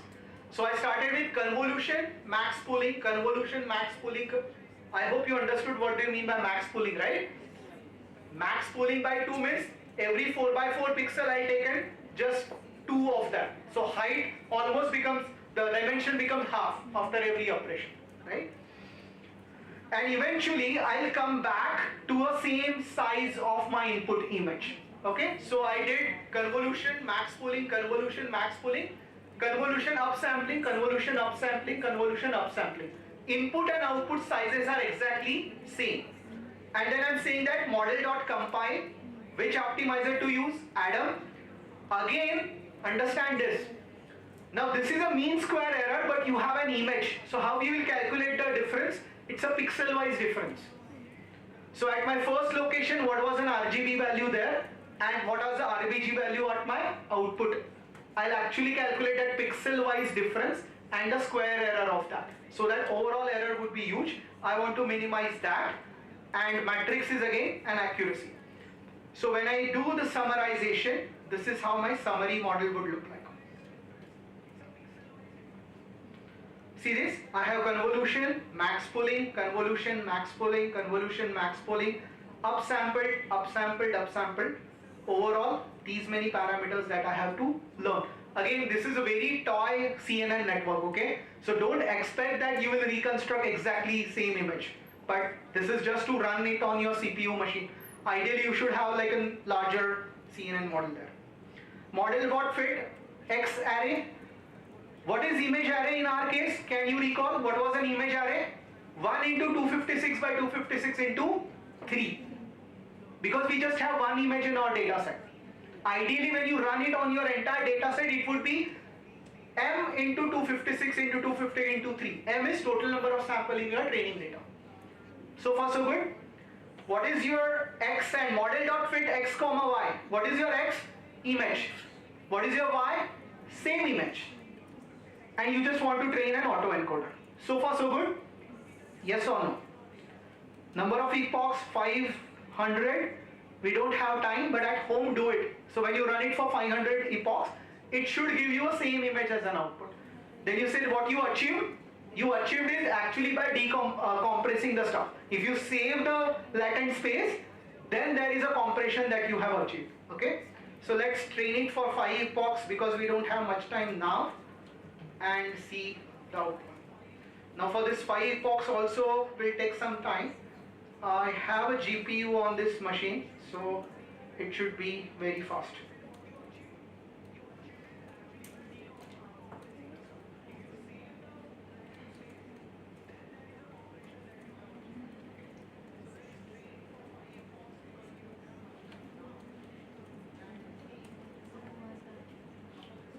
Yeah, so I ran it for 5 epochs. You can run it for 500 and then just check it. Now what I'm doing is neural network output this model.predict. Have you used scikit-learn for MLXLM? Model.predict, and you give the prediction sample, right? Same stuff you are doing. So this pred is actually giving you x dash, and image array is what you are giving. If you want to see how the reconstructed image looks like, again this inference will take time on your machine, but just be patient. And this is how I'm showing the image. Okay, this is really dirty because we have just executed for 5 epochs. Have some patience, run it for 500 epochs. You will see that still if you run it for 500 epochs, your Lena.bmp will not look exactly same that you saw in the beginning, because your neural network was also tiny. Okay, but understood the process of doing that. So ideally what we wanted is, when you give this image as an input, you should have exactly similar image as an output, if that autoencoder is very well trained. So far so good. So we understood how to train it on a tabular data for credit card example, and now we understood how to give an image as an input to get image as an output. Don't worry about this, greenish image. This will settle down if you train it for a long duration. Okay? Any questions so far? So we did convolution autoencoder and we did a, yeah, please. The function which you used in this autoencoder previous notebook. Here in CNN normally we make use of this ReLU and all these functions. Yeah. There I saw some other functions. It was something E. Yeah, it's a variation of this. You can use ReLU and all that. Not an issue. There also. There also. Okay. So coming back to a new type of an autoencoder now. So far, you know what autoencoder is. You have trained it on a single tabular data, and you know how you can run it on a image data also, right? Now let's see an exciting application of autoencoder, and this autoencoder is called as a denoising autoencoder. Okay? As the name suggests, a small mathematical tweak is actually converting your traditional autoencoder to this kind of an autoencoder called denoising. What could be a typical applications of this denoising autoencoder? You will give a noisy image as an input, and the output of this image would be a nice clean image. So it's like a filter. Where do you see such applications? Nowadays you use cell phones with very exciting application there, right? You capture an image and you click a button, enhance or auto adjust. Now after this class you understand what might be happening in the back, and today I'm really going to show you some exciting application which will actually open up your eyes. Okay, I daily use these kind of stuff in my cell phone, and now I have a ability to train such network on my own also. So tomorrow you can come up with your own filter. Just click on a button which will just transforms an input image to something, right? So let's start with the smaller stuff, and then I'll take you to the really complex use cases of autoencoder as well. So denoising autoencoder, okay? How to do this? Very small mathematical tweak. Understand this diagram.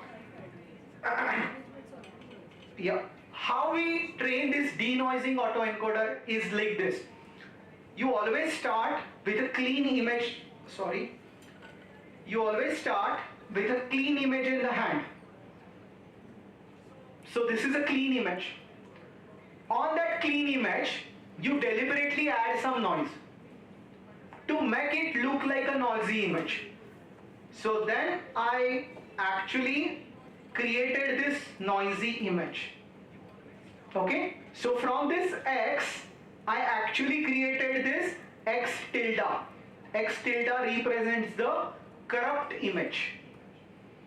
I already, because I'm a trainer, right? End user will not have an access to clean image. But as a designer, I started with having a clean image. Then I deliberately add some noise to it to create a corrupt image. Now I'll pass this corrupt image as an input, which will give me X dash, Yes or no? But at the time of loss calculation, I'll not do the loss calculation with x tilde. I'll do the loss calculation with original x. This is how a small cost function change, right? So you start with a clean image, deliberately create a corrupt image, pass a corrupt image, let it pass through an autoencoder, get the x dash, but when you want to do the back propagation, when you want to update the way, don't look at the corrupt image, because getting corrupt in and corrupt out has no use, right? So get a corrupt out, but make sure, get the x dash, but reduce the loss saying that no, you don't have to produce x dash similar to x tilde, you have to produce x dash similar to x, which was the original clean image. And you have an access to original clean image. Are you with me or not? Because x tilde is created by you only. So you pass x tilde, get x dash, and loss calculation do on x. Any bouncer? You're with me, right? It's not very difficult. Real difficult stuff is yet to be started. So this is just some straightforward things. Are you with me? Okay, do you want to see how actually this works?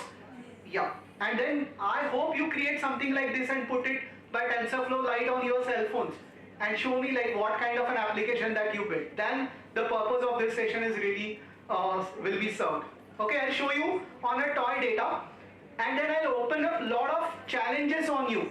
So after this session, I'm going to talk to your teachers and I'm going to ask them like, do you get some outputs, some exciting models out after this session or not? I'll share some data sets. Okay. Go back to your notebooks. Close this one. Denoise MNIST dataset. That's the notebook that you're going to use. View. Slide bar. Okay. Please focus on the board. So there is a data set called MNIST. This data set is called as a handwritten character recognition data set. Lot of data set of handwritten digits are collected, and this data set comes when you download this TensorFlow and Keras. So you don't have to externally do anything for this data. Just import some libraries. Now at least this particular notebook will run for all the epochs, so that kuch to functional you should see, right? All I'm saying that run for longer epochs and then you'll see the result. So for this notebook, we'll run it actually for a little bit longer time. So you can see some results. So when you see this MNIST.load data, you have xtrain and xtest. And when you load this data, it's getting downloaded. And that's the shape of your data. See this, how many images you have? 60,000 images of handwritten characters. And what is the dimension of every image? 28 by 28. So these images are really tiny images, 28 by 28. So training should not take much time. On your machine also you should be able to process this. Okay. Now what I'm doing is xtrain, xtest, xtrain, xtest. I'm just doing this. First, I'm dividing it by 255 for doing this normalization. And I'm then converting reshape into 2828 by this. So this is a simple preprocessor. And this is a step, as I said, because you want to design denoiser, you start with a clean image and you create the corrupted image first. Like what kind of corruption you expect when people use this model, right? So at this step, this is called as a noise factor, and I'm deliberately adding some noise into my images. And if you want to see how input image and how noisy image look like, this is how they are. See this. So first row are the clean images in my MNIST dataset. First row is your capital X. The second row are the noisy images. This is your X tilde. Corrupted images. Those corrupted images will be given as an input to autoencoder, and loss function will be calculated with the original clean images. Are you getting the difference? Because the end output you want is a clean image, not the noisy image. Okay. So with that, let's define our model. Model is equal to sequential. I have a 2D convolution, max pooling, 2D convolution, max pooling, 2D convolution. I'll reach to this point where I'm doing final max pooling, and then I'm doing upsample, upsample, upsample, all this. Hope everybody in the room is very comfortable with this structure of CNNs. And I'm then say model.compile, optimizer is Adam, loss is again mill square error. The small change that I'm going to do is how I'm calculating the noise. So loss function I have not defined yet. I defined that loss function. So this is just my model summary. Oh my god, what's wrong? Resource exhausted. Wow. Did I keep running? Wow. Resource exhausted.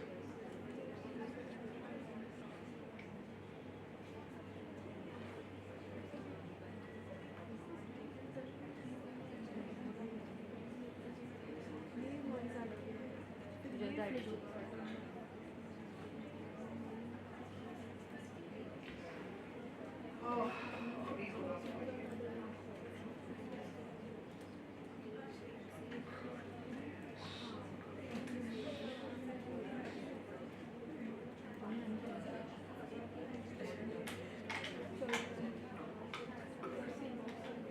meanwhile, you can continue on this notebook. It should run on your CPU also. Let me clean up my memory, and then stuff will be saved.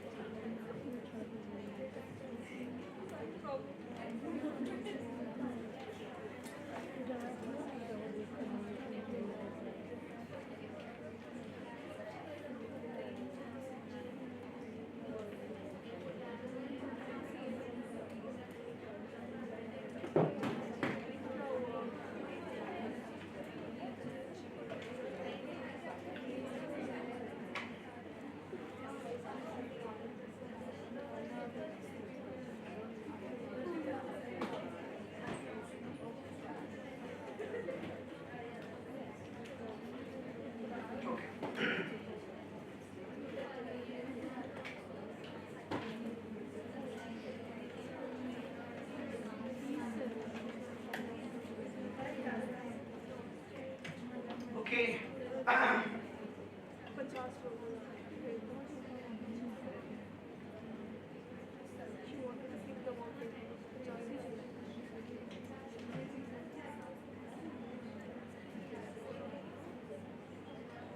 Cool.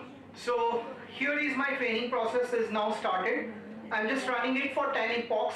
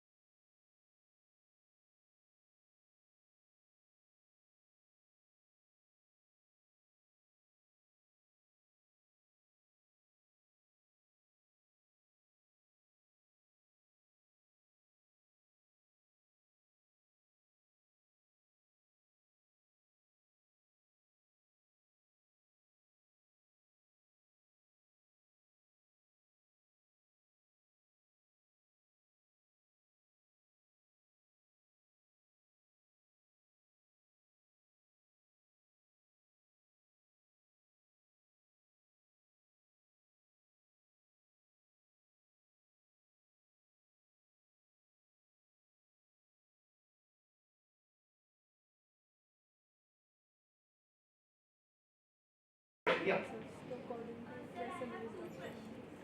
First is, if we are going to add the same amount of noise, then doesn't the system become stagnant at one point? Yeah. And the second question is that Same amount of noise, can you explain a little there bit? is some noise factor called as So you can change it, no? in every iteration. See, as far as you have input-output combination with you, right?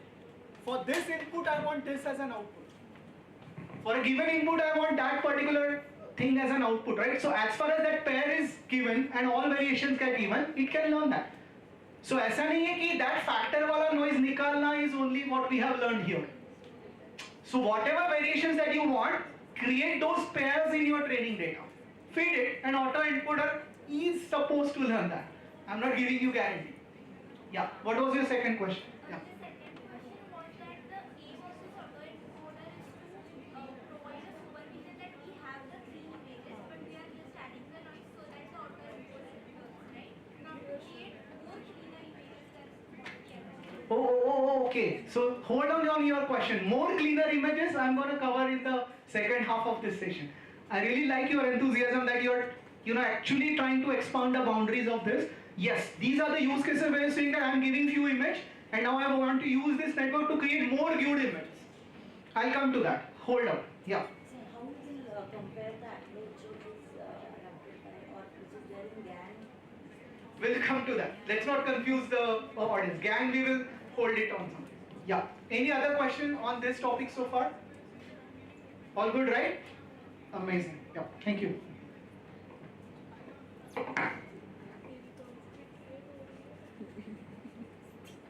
Okay. Now I'll throw you some challenges and you need to tell me ki how you gonna solve this by using autoencoders. Okay? So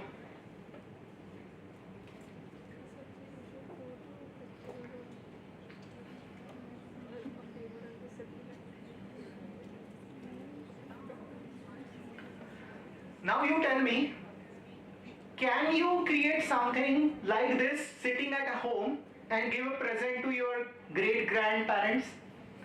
Take their older photographs and tell them, oh, look, I have filled color in your life. Can you do this? You can. Now understand this. क्या करना है आपको? You have an input image at left side, like this. Yes or no? You have this image as an input and you want to fill color into that image. Can you do this? क्या लगेगा इसके लिए? कुछ नहीं लगेगा. Actually sitting in this classroom, today itself we can design this kind of an autoencoder. Again, hack is like this. उतना black and white image collect करने का जरूरत नहीं है.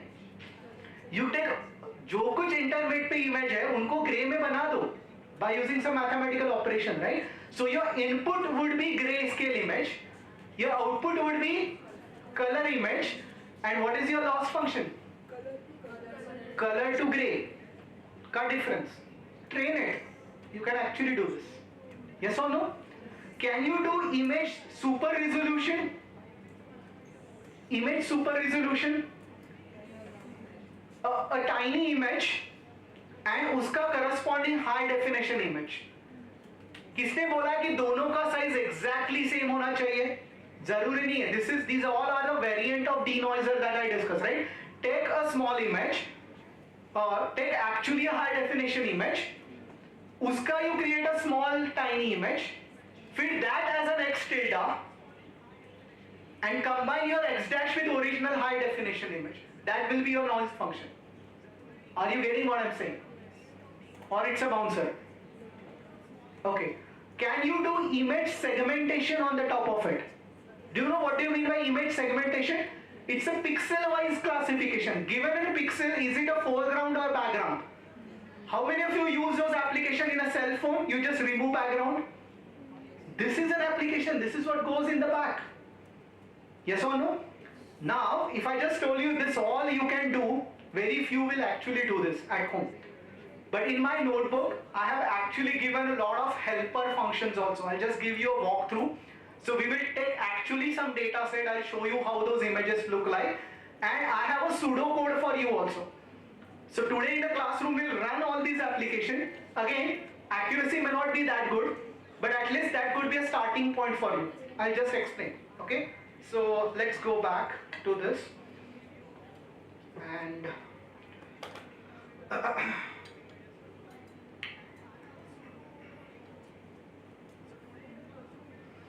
let's start with image colorization. Okay, so now, as I said, if you want to start any project that you want to do, you will not get a ready-made data sets the way you want, right? जैसे noise आपको add करना पड़ा, so colorization के लिए you don't get enough samples of एक ही इंसान उसका black and white images, you may not get it. So you have to create some pre-processing steps. So I'll walk you through the code and then you can finish this project in the back. Okay. So view this gone. So there is a data set called real world occluded face data set. So this same data set you can use for two different applications. I'll show you how it is done. Okay. So if you click on this, this is the real world occluded data sets. I'll just give you a minute to think on it, and can you come up with really good application for Maharashtra Police by looking at those images and just tell me, like, can it be a very exciting BitTech project for you? How can you do this?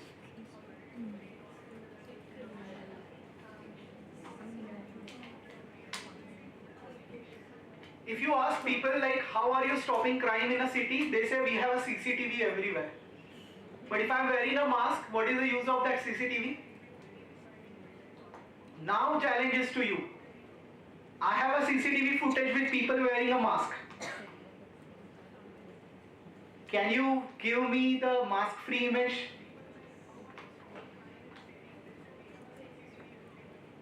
Is it an application of autoencoder? See this? This is a data where I have images of it. Again, autoencoder is just a start in of their, so you can give an attempt, you may not solve it, but at least you will be able to formulate this mathematically as a problem, right? So focus on the screen. Can I say that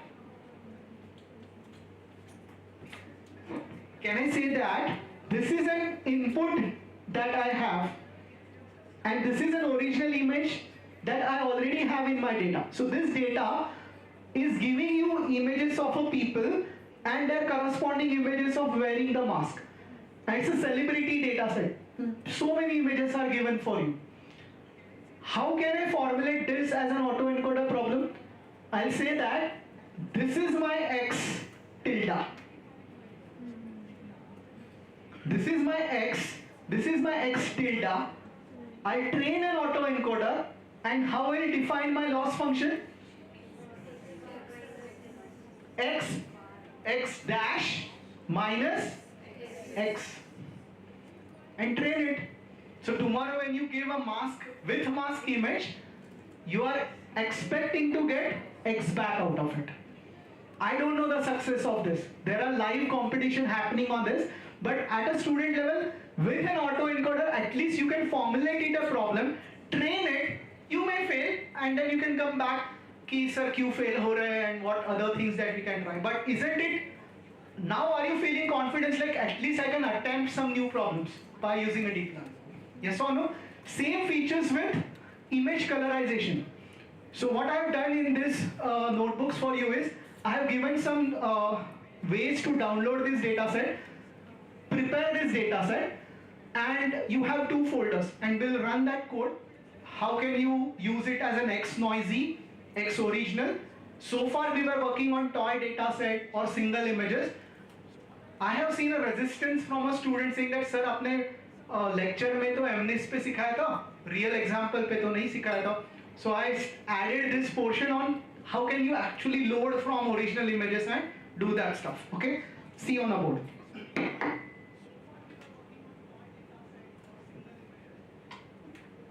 So if I show you this example,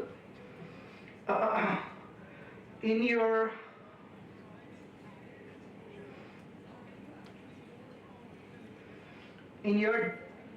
so first of all, this is a real world occluded data sets. Okay, so this is a GitHub link of that real world thing, if you go and download this data, okay, in a GitHub, they have saying that this download.py. So first thing what you need to do is, because this is not there in your GitHub, okay, I cannot give all the images.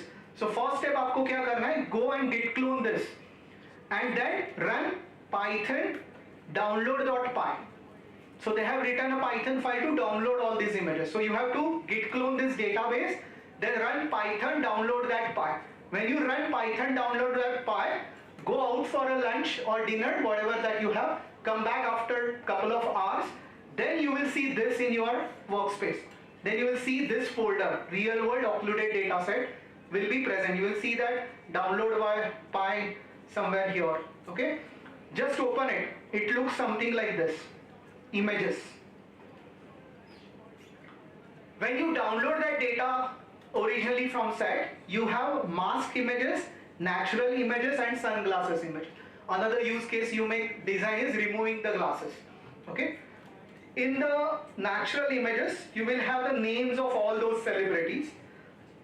Under every celebrity name, there are many images of that celebrity, and for few of them, you have a mask image. Not for everybody, you have the mask image. So that is the structure of the data when you download from that download that point.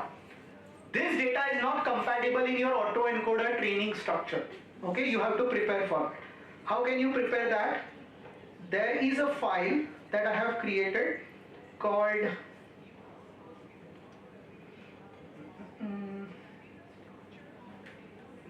mask data preparation. Similarly, there will be one more file called phase data prep. Okay, so this is a file that I have created for you, which will prepare your data for an image colorization, phase data prep. Okay, so what you need to do is you just need to give the path where you have downloaded your data and run this file, and it will prepare a data which is compatible with autoencoder training structure. Okay, once you run this file on your own, you will see that in your data folder there will be two data created. One is called color images and other will have clean noisy images that I have not discussed. Color images, if you open this, you will see images like this. So these are the color images that are taken from the data set. So this is one, this is second, this is third, this is fourth, this is, okay? And because these images are downloaded from internet from some other data set, those image sizes will be different. Imagine if you have worked on CNN before, you have to resize them in order to standard format to fit all that stuff. So far we have all color images. Then I'll write a Python function to apply RGB to gray or black and white to this function. Okay, black and white will be too bad, but I can convert into a grayscale. Okay, so now I'll have color images and gray images, and then we will train the autoencoder to colorize the image. Okay, let's see that code.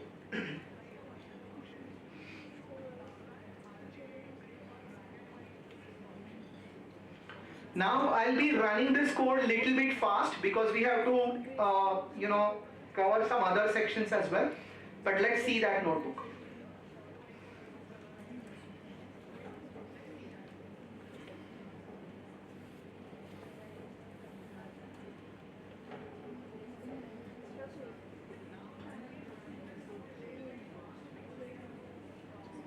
Image colorization.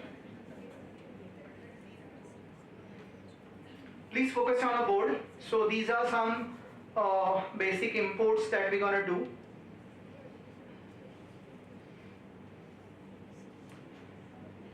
See, again, if you want to develop these kind of an application, now GPU is a must, okay? Because you actually want to create some colorization application and all that. So just running it on 4 or 5 images will not have a good result. So if you're thinking it as your serious grad project or something like this, you have to take like a whole data set of this.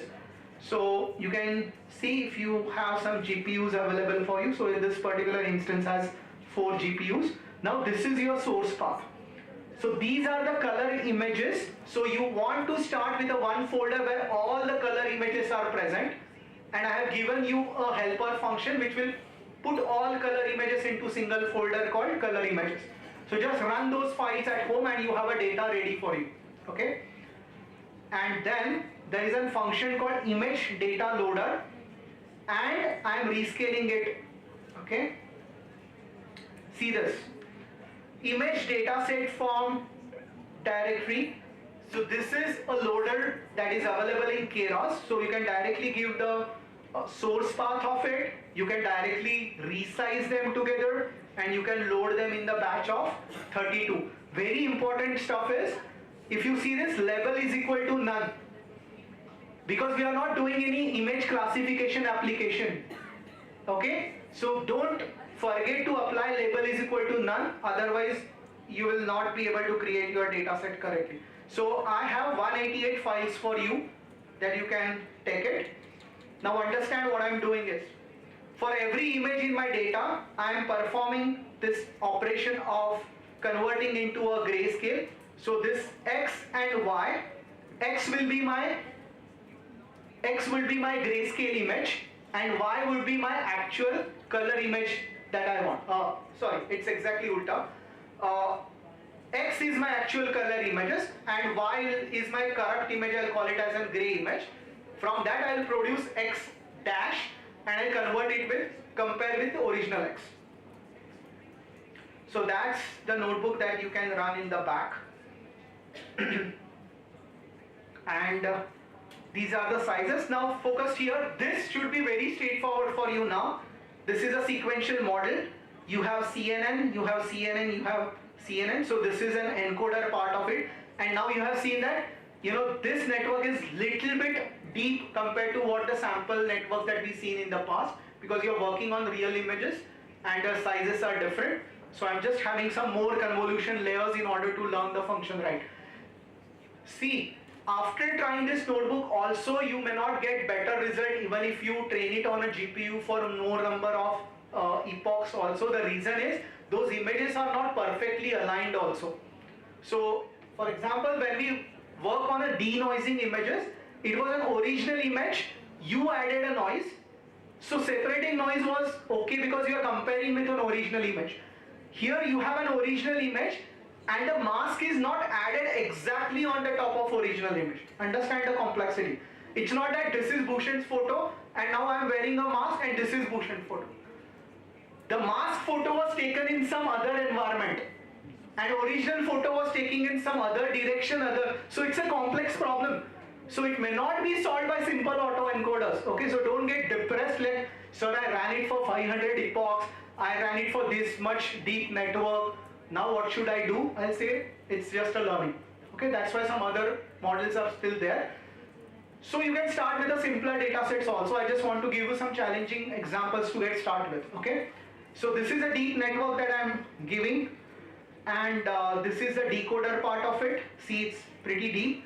Then you train the model, evaluate your results, and then you see your colorization output. So I would request you to play with this notebook at home, and I would be very happy if you share the colored image.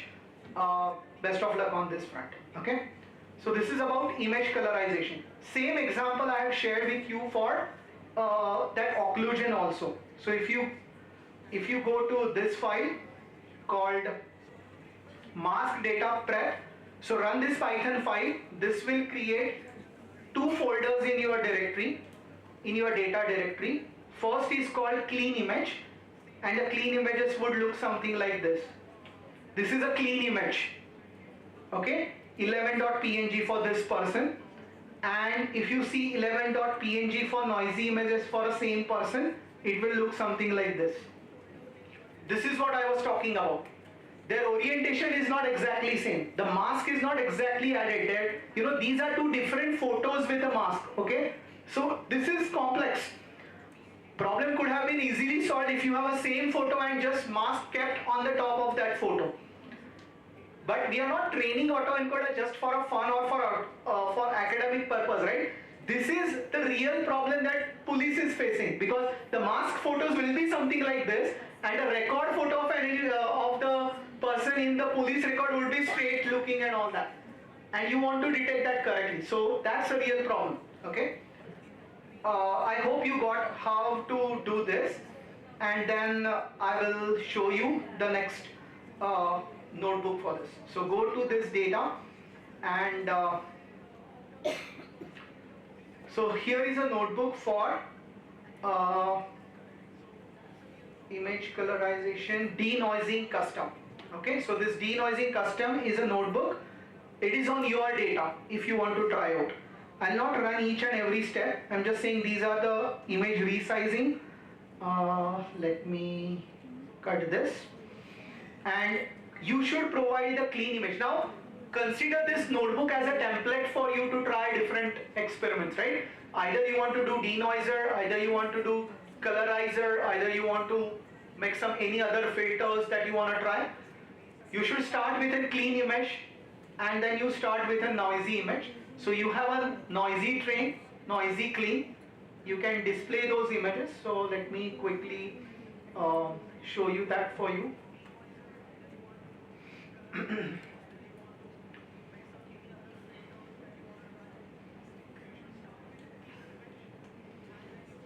It's still loading.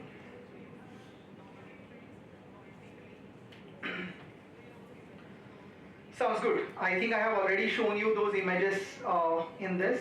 The only thing that you have to do is, when you train your model, understand this X train, Y train. So this X train is your image with mask, and Y train is your image with clean stuff.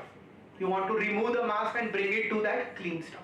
That's the only stuff. Okay, you can load this model. So consider this as a template and try out on your own. So far, we saw so many exciting applications of this autoencoders. Now this is the time to discuss some of the limitations of autoencoders, right? One of the limitations that girl already she mentioned ki, sir, what you are doing is just input is equal to output. You are either removing noise from it, you are removing occlusion from it, or you are reproducing exactly what it is. What if I want to create more from that, like more like an input data set? I'll come to that. That's a delimitation, or it is not designed for that, and we have to change something in order to make that. But there are some serious limitations of this autoencoders also. Can anybody tell me, like, with an understanding what we have so far, what could be the limitations of this?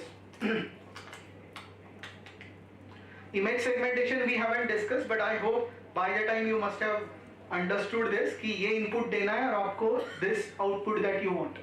So first you create a segmented image, that would be your X tilde. That's it. Yeah. The very interesting ask that we got from a crowd right immediately after seeing this autoencoder is, sir, if I have lot of face images, okay, can I, instead of just removing the mask, instead of just removing the noise, instead of just creating a segmentation, if I give you so many images of faces, will it be possible for me to create some new face images? Yes. By autoencoder? Okay, then I'll just close this laptop and I'll go, because you can do it with autoencoder. Okay, so this could be an ask, right? Can I create something which is similar to what kind of an? So this is a very popular ask, creating new images. Now understand how autoencoder behaves. Somebody who said yes, very ambitious, and I like it. Ideally होना चाहिए था. Okay. Now you want to generate the images, right? So far, this autoencoder is not coming in the family of generative AI kind of stuff. It was still traditional AI kind of stuff. You still have to have a input-output pair. You're still using some scikit-like function like model.fit x, y. The only thing is y is now replaced with something similar to x. But the philosophy by which we were training the model are very similar to supervised learning philosophy. Right answers must be known first. You train a model so you can produce more right answers. Yes or no? But you are not generating right or new data per se, right? So this was still traditional AI so far. You gave some input and your model is producing some output, and this input-output pair should be created before you start training. Are you with me? Yes or no? So this is what we were doing so far. So we were doing traditional AI so far. In a generative AI, generally it is not expected. Like you give some prompt as an input as in text, but you don't give an input always. Like for example, if you say that create an image of a person teaching in the class, you don't have to provide all those images and say take all these images and you create new, right? It's just a text prompt which is producing the images, right? So without giving something any extra, I want to create some outputs out of it. That's an ask, right? And then I'll say that no, this model is now a generative model. Okay? How this can be done? So, अगर मैंने auto encoders के बाद कुछ theory पढ़ा ही नहीं आगे का, and if I know only auto encoders, imagine I have just limitation. Auto encoder ही मुझे आता है. Now if I want to generate something out of it, can you tell me like what hack I can do? If you know only auto encoders, yeah. Use corrupted images as well for training instead of trying to use so like include that in your data set, so that is helping you to create images as well. But how it still need X and Y combination, right? Unless you are not giving X as an input, auto encoder कैसे चल रहा है? You give image as an input, then it will give image as an output. अभी मुझे image input देना ही नहीं है, सिर्फ generate करना है. Can I do it? अगर मुझे बाकी का ज्ञान नहीं है, सिर्फ auto encoder, इसीलिए auto encoder correct समझना चाहिए. Then you can actually do it. It is possible. भले वो काम ना करे, but it is possible. Yeah. So you have one-to-one mapping so far. What we have discussed, right? So you have some image X, then you add noise to it, and then you're mapping the same thing. Instead of that, if I have an image X1, but then I want it to be similar to X2, so then you find the loss function between these two instead. So your images itself are different, and then you'll find like a middle ground convoluted image. That's okay, but you see, you tell me like, unless I'm not giving some image as an input, I want X dash. X dash is my output images. Now I'm telling you, you are not allowed to give X, but I still want X dash. Oh, no input at all. No input at all. Then it is generative, right? If you are just giving input, then it is transformed. It is just transforming input from X to X dash. That's how autoencoders are meant to be actually. What can you do? Prompt. अभी तक वो theory पढ़ा ही नहीं है. Prompt पूछा ही नहीं है. Yes. Something. कुछ. Think over it.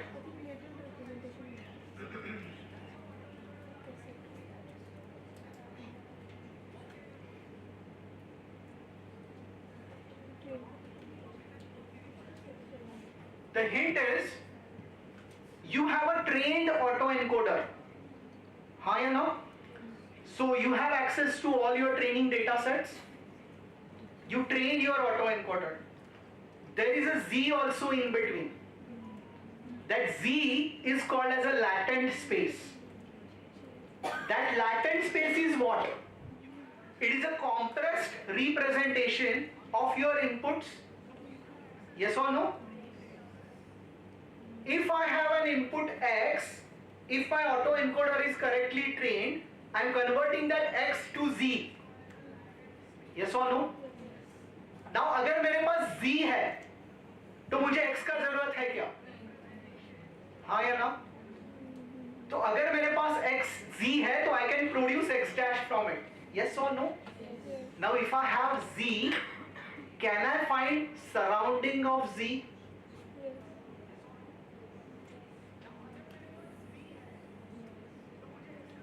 I have one-to-one correspondence of X to Z, X to Z, X to Z. अगर ये X है तो corresponding there is a Z in the latent space. हाँ या ना?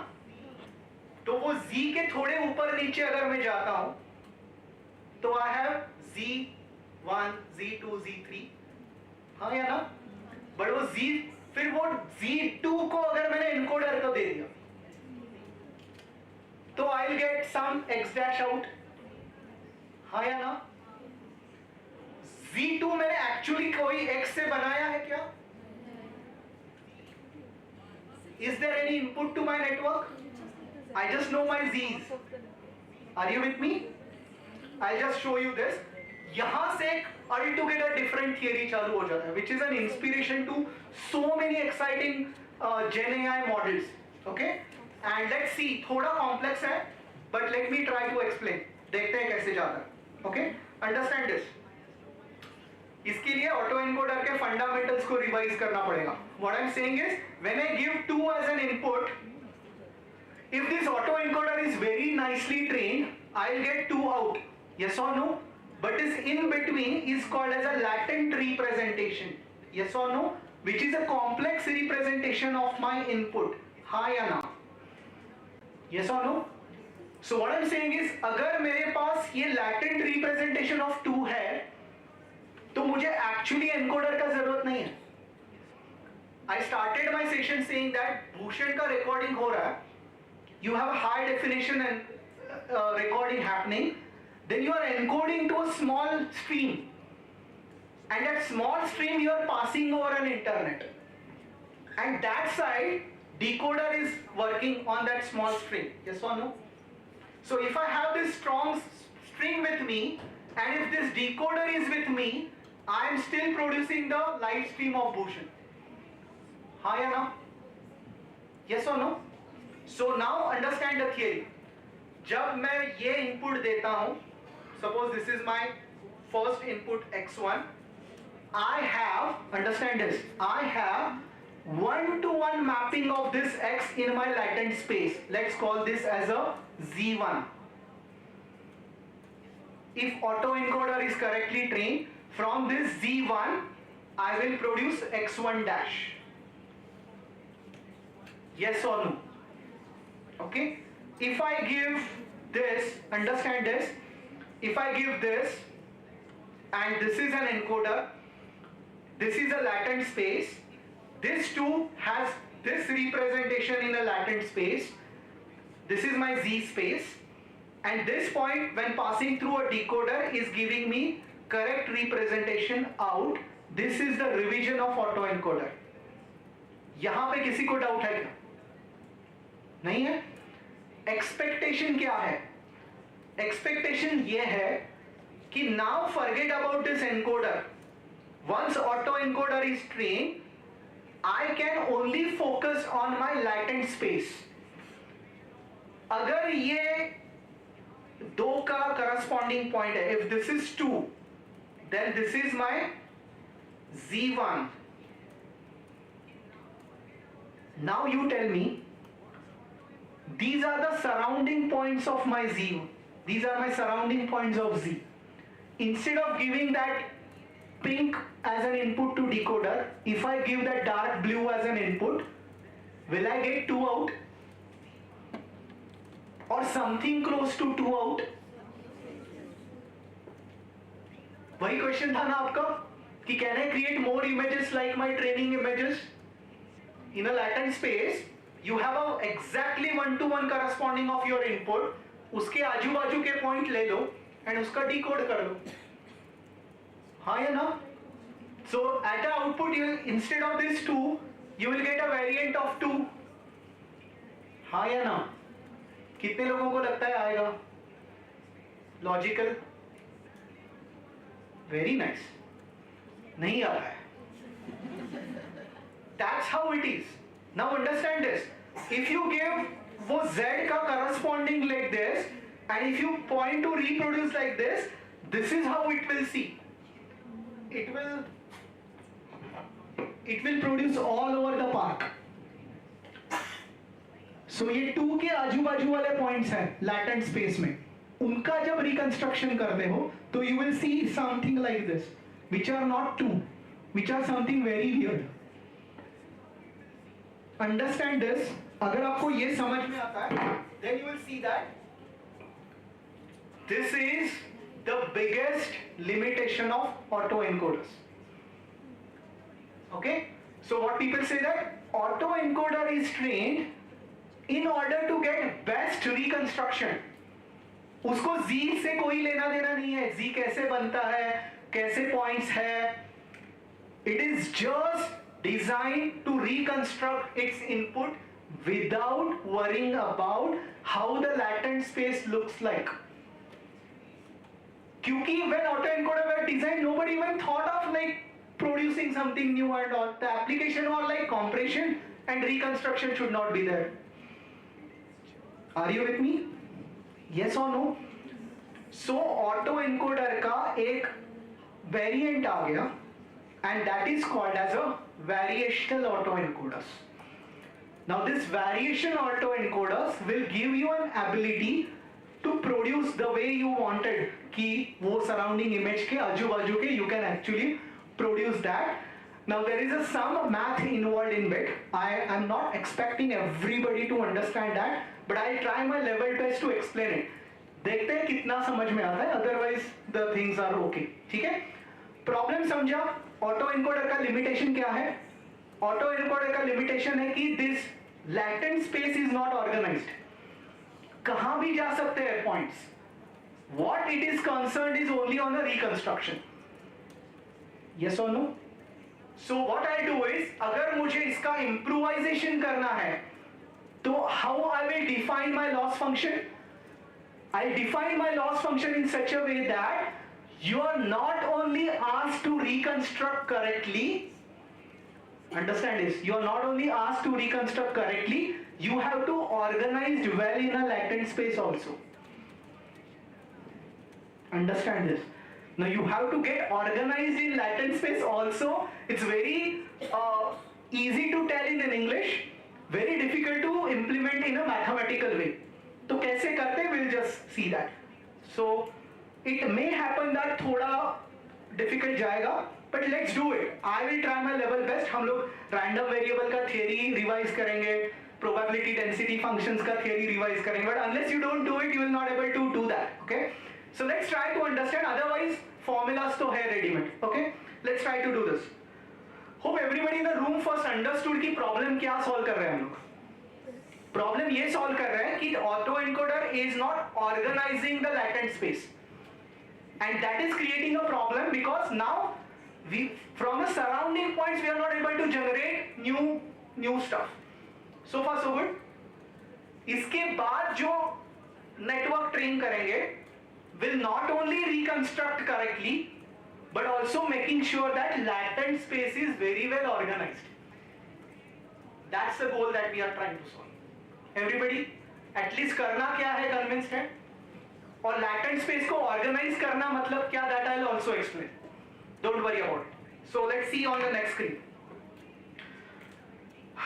Latent space is poorly structured. ठीक है भाई, समझो, poorly structured है.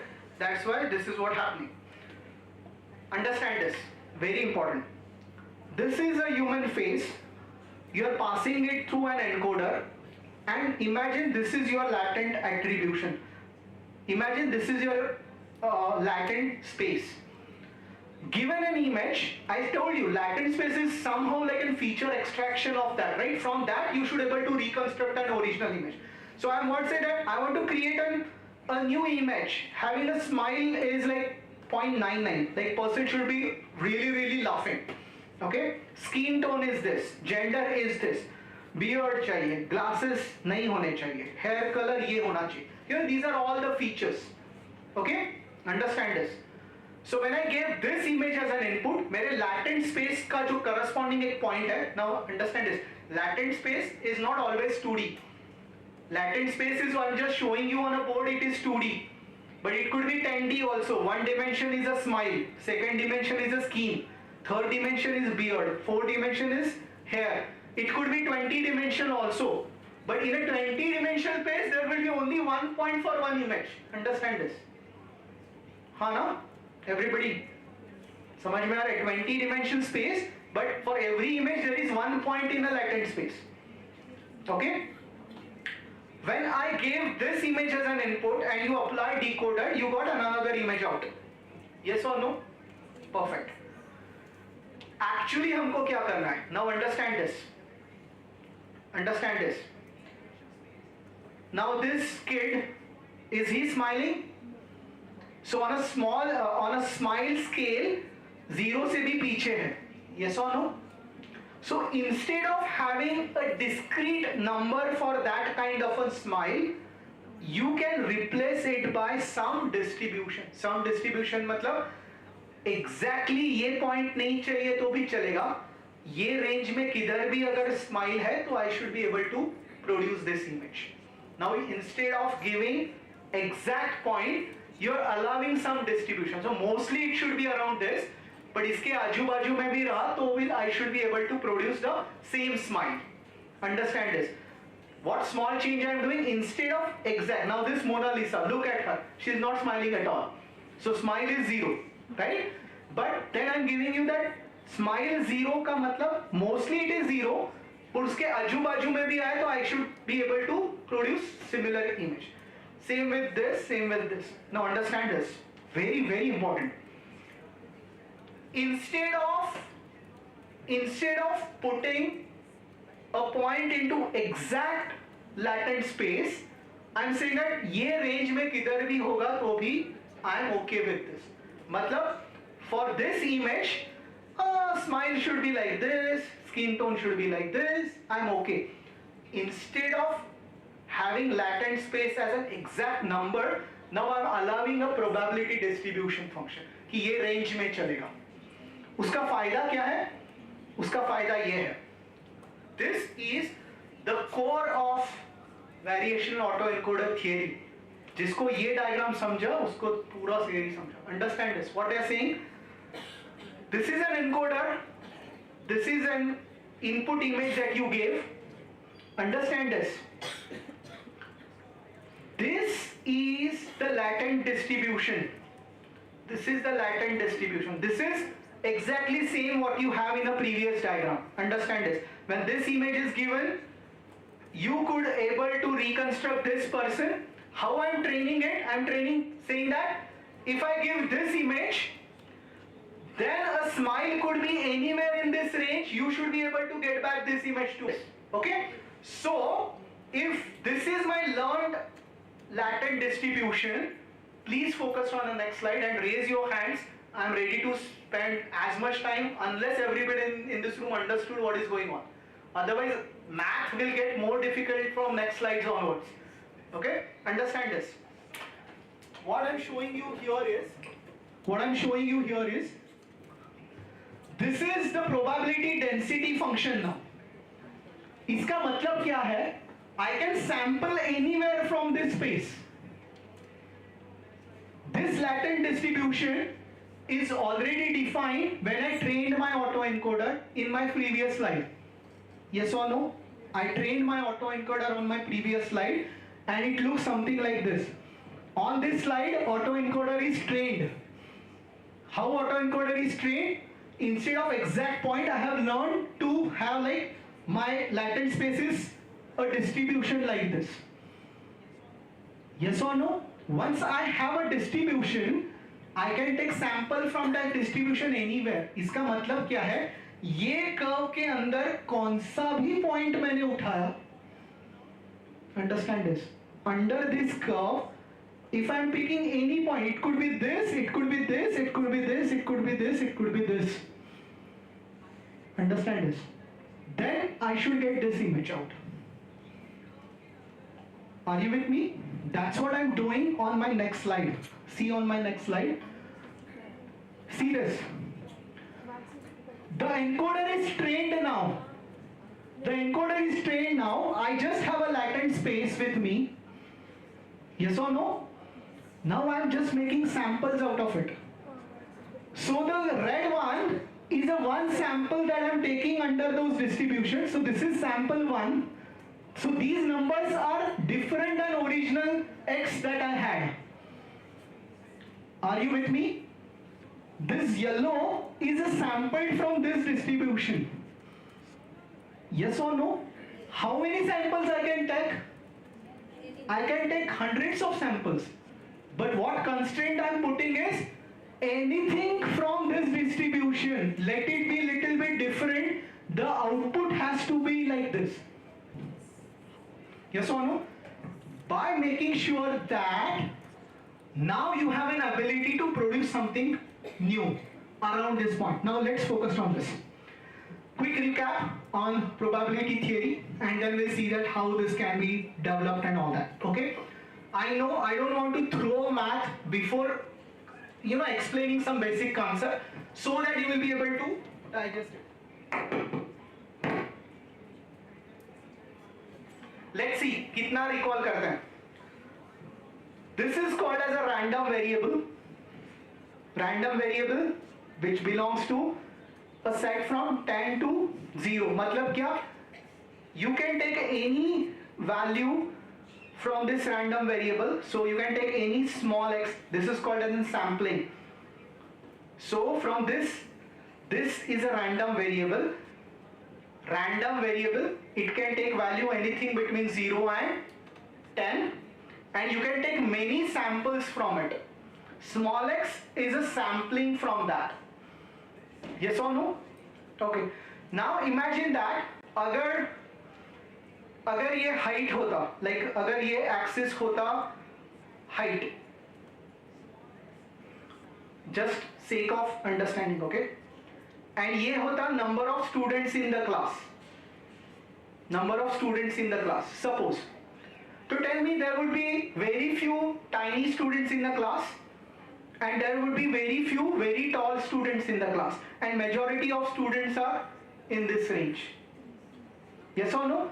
So I am taking the sample. So x is from 10 to 0. So range is from 10 to 0. The smallest student in the class could be 4 feet, and the tallest student in the class could be 7 feet.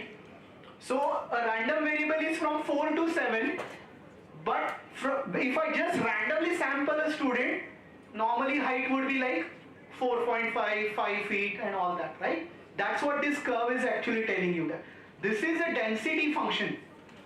This is called P of x, called as probability density function. X, you are taking a sample. So from where you are taking a sample? So this is called as an expectation. Expectation is a typical value that, if you randomly do, expected is like, if it's a class of 100 students, 4-5 student रहेंगे जो 4 feet के रहेंगे. Hardly anyone is 6 feet and 6.5 feet. But typically if I take a random student, the chances, the height would be like this. That is from your term called expectation, E of x. So understand this term. So far so good. This is your P of x, how the distribution of your variables are, and x your random variable. Now understand this. This is very interesting, okay? Let's see this. Autoencoder fundamentals. Problem कहाँ हो रहा है? Just try to understand this. When you train your autoencoders, you were not knowing what is the probability density function of the inputs. What you are having is, you are just taking some inputs. You are just taking some inputs from this. Like you have an input 2, you have input 3, you have some images, right? But you have no idea from where those images are coming from. Do you have any idea? You just downloaded from internet. Was there any specific distribution, like you took one image from here, one image from here? No. So you had no idea like what data distribution you had at the beginning when you start your training phase. Are you with me? So this P of x is a data distribution, and it could be as dirty as you can imagine, because I don't know how it is, right? So I don't know how P of x looks like. Chalega? P of x. From where I took x, I don't know. So far so good. Similarly, any x that I have taken from input data distribution, where it will land, I don't know. Because this z का जो distribution function है, where they are landing, have I put any attention there? They are going anywhere. I am not even looking at it. I am just focusing on reconstruction. So far so good. तो ये है मेरा data distribution which is unknown, and ये है मेरा latent distribution which is also unknown. इसमें सब मजा है कि there are so many unknowns here. Okay, P of x, I don't know from where the data is coming. Latent distribution, I am not putting attention कि distribution कैसा होना चाहिए. That is also unknown to me. Wait. Things will become more difficult. Understand this. Okay? Now there is one more probability which it is called as a posterior distribution. इसका मतलब क्या है? What are the chance if I am giving you an x, given x, कहाँ पे z जाएगा? Given an x, where the z will go? Obviously there would be some function like this, and exactly opposite to it, it's called as q. ये q होना चाहिए. It is likelihood distribution. इसका मतलब क्या है? I have a z with me. From that z, how you can come back to x? Given a z, what are the chances of getting x back? Exactly. Given x, how can you get x back? So in this whole process, what are you doing it? You're going from x to z. P of z unknown, P of x unknown. How are you doing this is also unknown. So a small assumption is put into this theory, and that assumption is something like this. What people say this, instead of this latent distribution where you are saying that I have no control on this, I can understand that this data distribution you have no control, yes or no, but you can put constraint on creation of z in such a way that latent space का distribution हमेशा Gaussian रहेगा. This is the constraint that you have put on this. So what you are saying that कि ये P of z है ना, ये मैंने create किया हुआ space है. Z is in my hand. Where to bring that x into z is in my control. Data distribution, I have no control. So what I will do, the first assumption in this theory is my P of z will be a normal distribution. Okay, so I call it this latent distribution is now known, is an assumption. Are you with me? Now the second part is okay, अगर मुझे ये अभी मालूम है, so now what is pending is P of x not in my hand, but इसको मुझे, how can I bring x into this z to a known distribution? Yes or no? I should also know this. Unless I know this, how can I map that x to my z space? Yes or no? So there is one more assumption that is done is this conversion is also, how to solve this? This conversion is also called as, now you say that ये भी unknown है, तो आप इसको भी assume कर लो. What you will assume to that? This you will assume again to a normal distribution. This is very difficult in a way, but in a way what they are saying is, अगर आपको ये predict करना है, if you want to predict a normal distribution, eventually it boils down to finding the value of mu and sigma. If you know the mean and variance, then you can decide the shape of your distribution, right? So if you there is a very nice 2-hour session by Adil, I just forget his name, I can share that.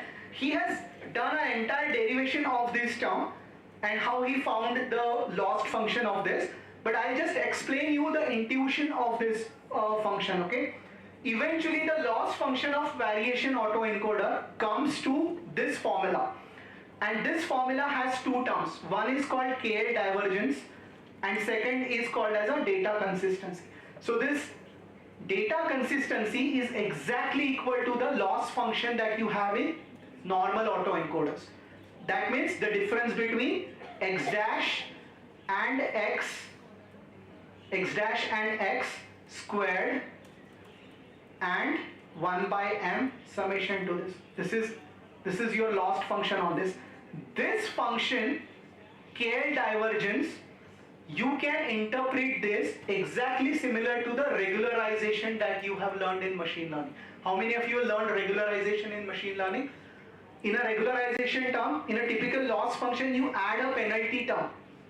How in typical logistic regression kind of situation, that penalty term is a L2 norm of your weights.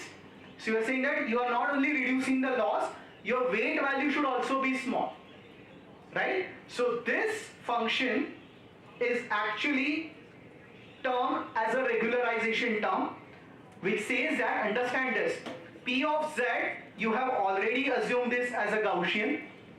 KL divergence is kind of a method which compares whether two distributions are same or not. Understand this, KL divergence is a term which tells you whether the two terms are same or not. If they are not same, the value of KL divergence would be high. If they are exactly same, the value of KL divergence would be small. Okay? Now understand it. Do you want to reduce the loss or you want to increase the loss? Reduce the loss. The loss कब reduce होगा? ये तो consistency आपको achieve करना ही है. Plus one more constraint. What is that convert करते? The mapping distribution should go to a normal distribution.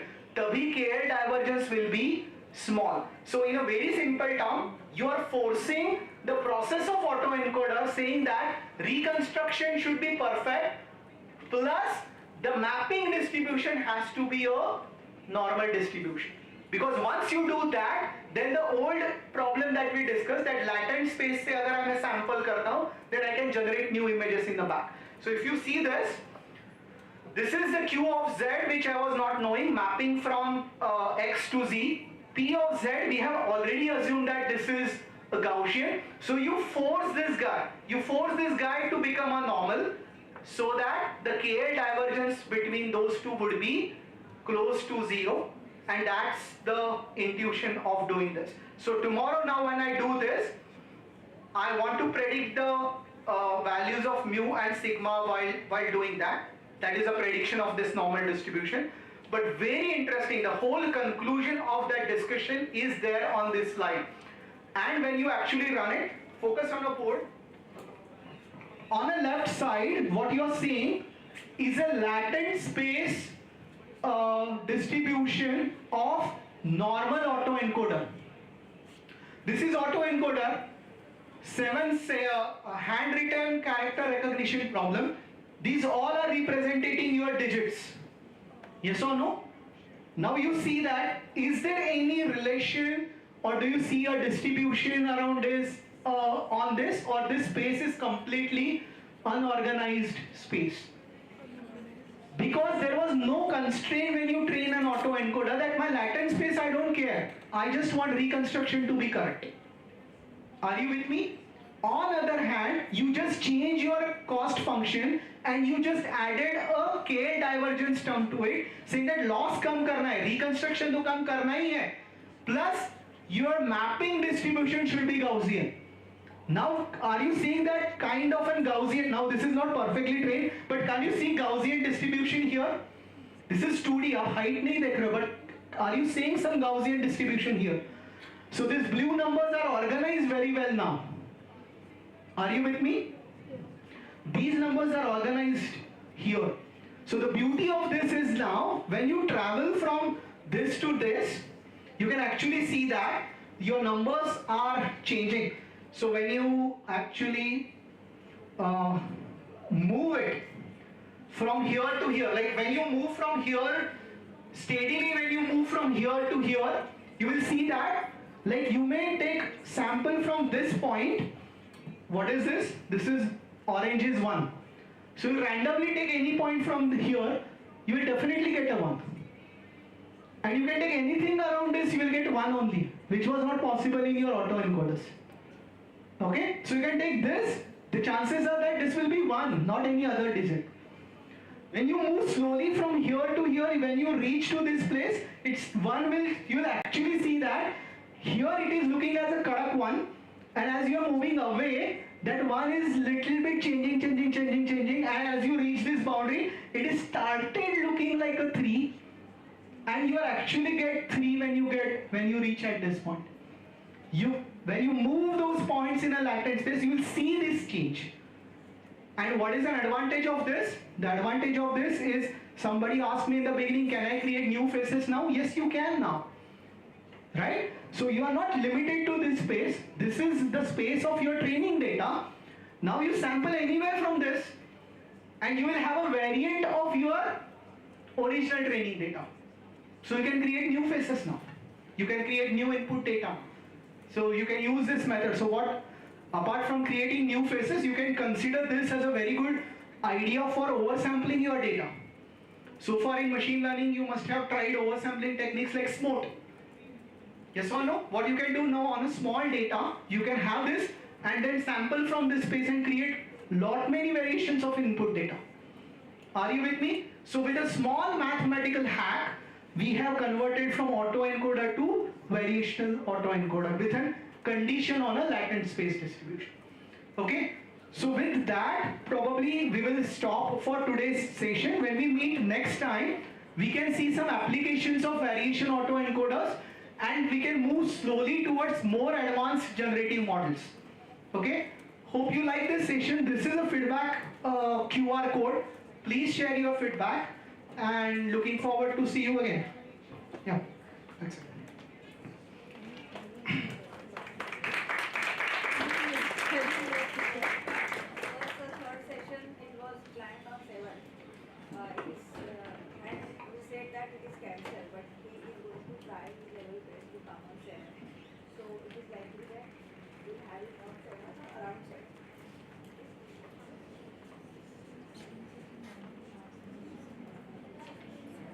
Questions? So could you please show it again? Yeah. It is the same link that is sent on Gmail.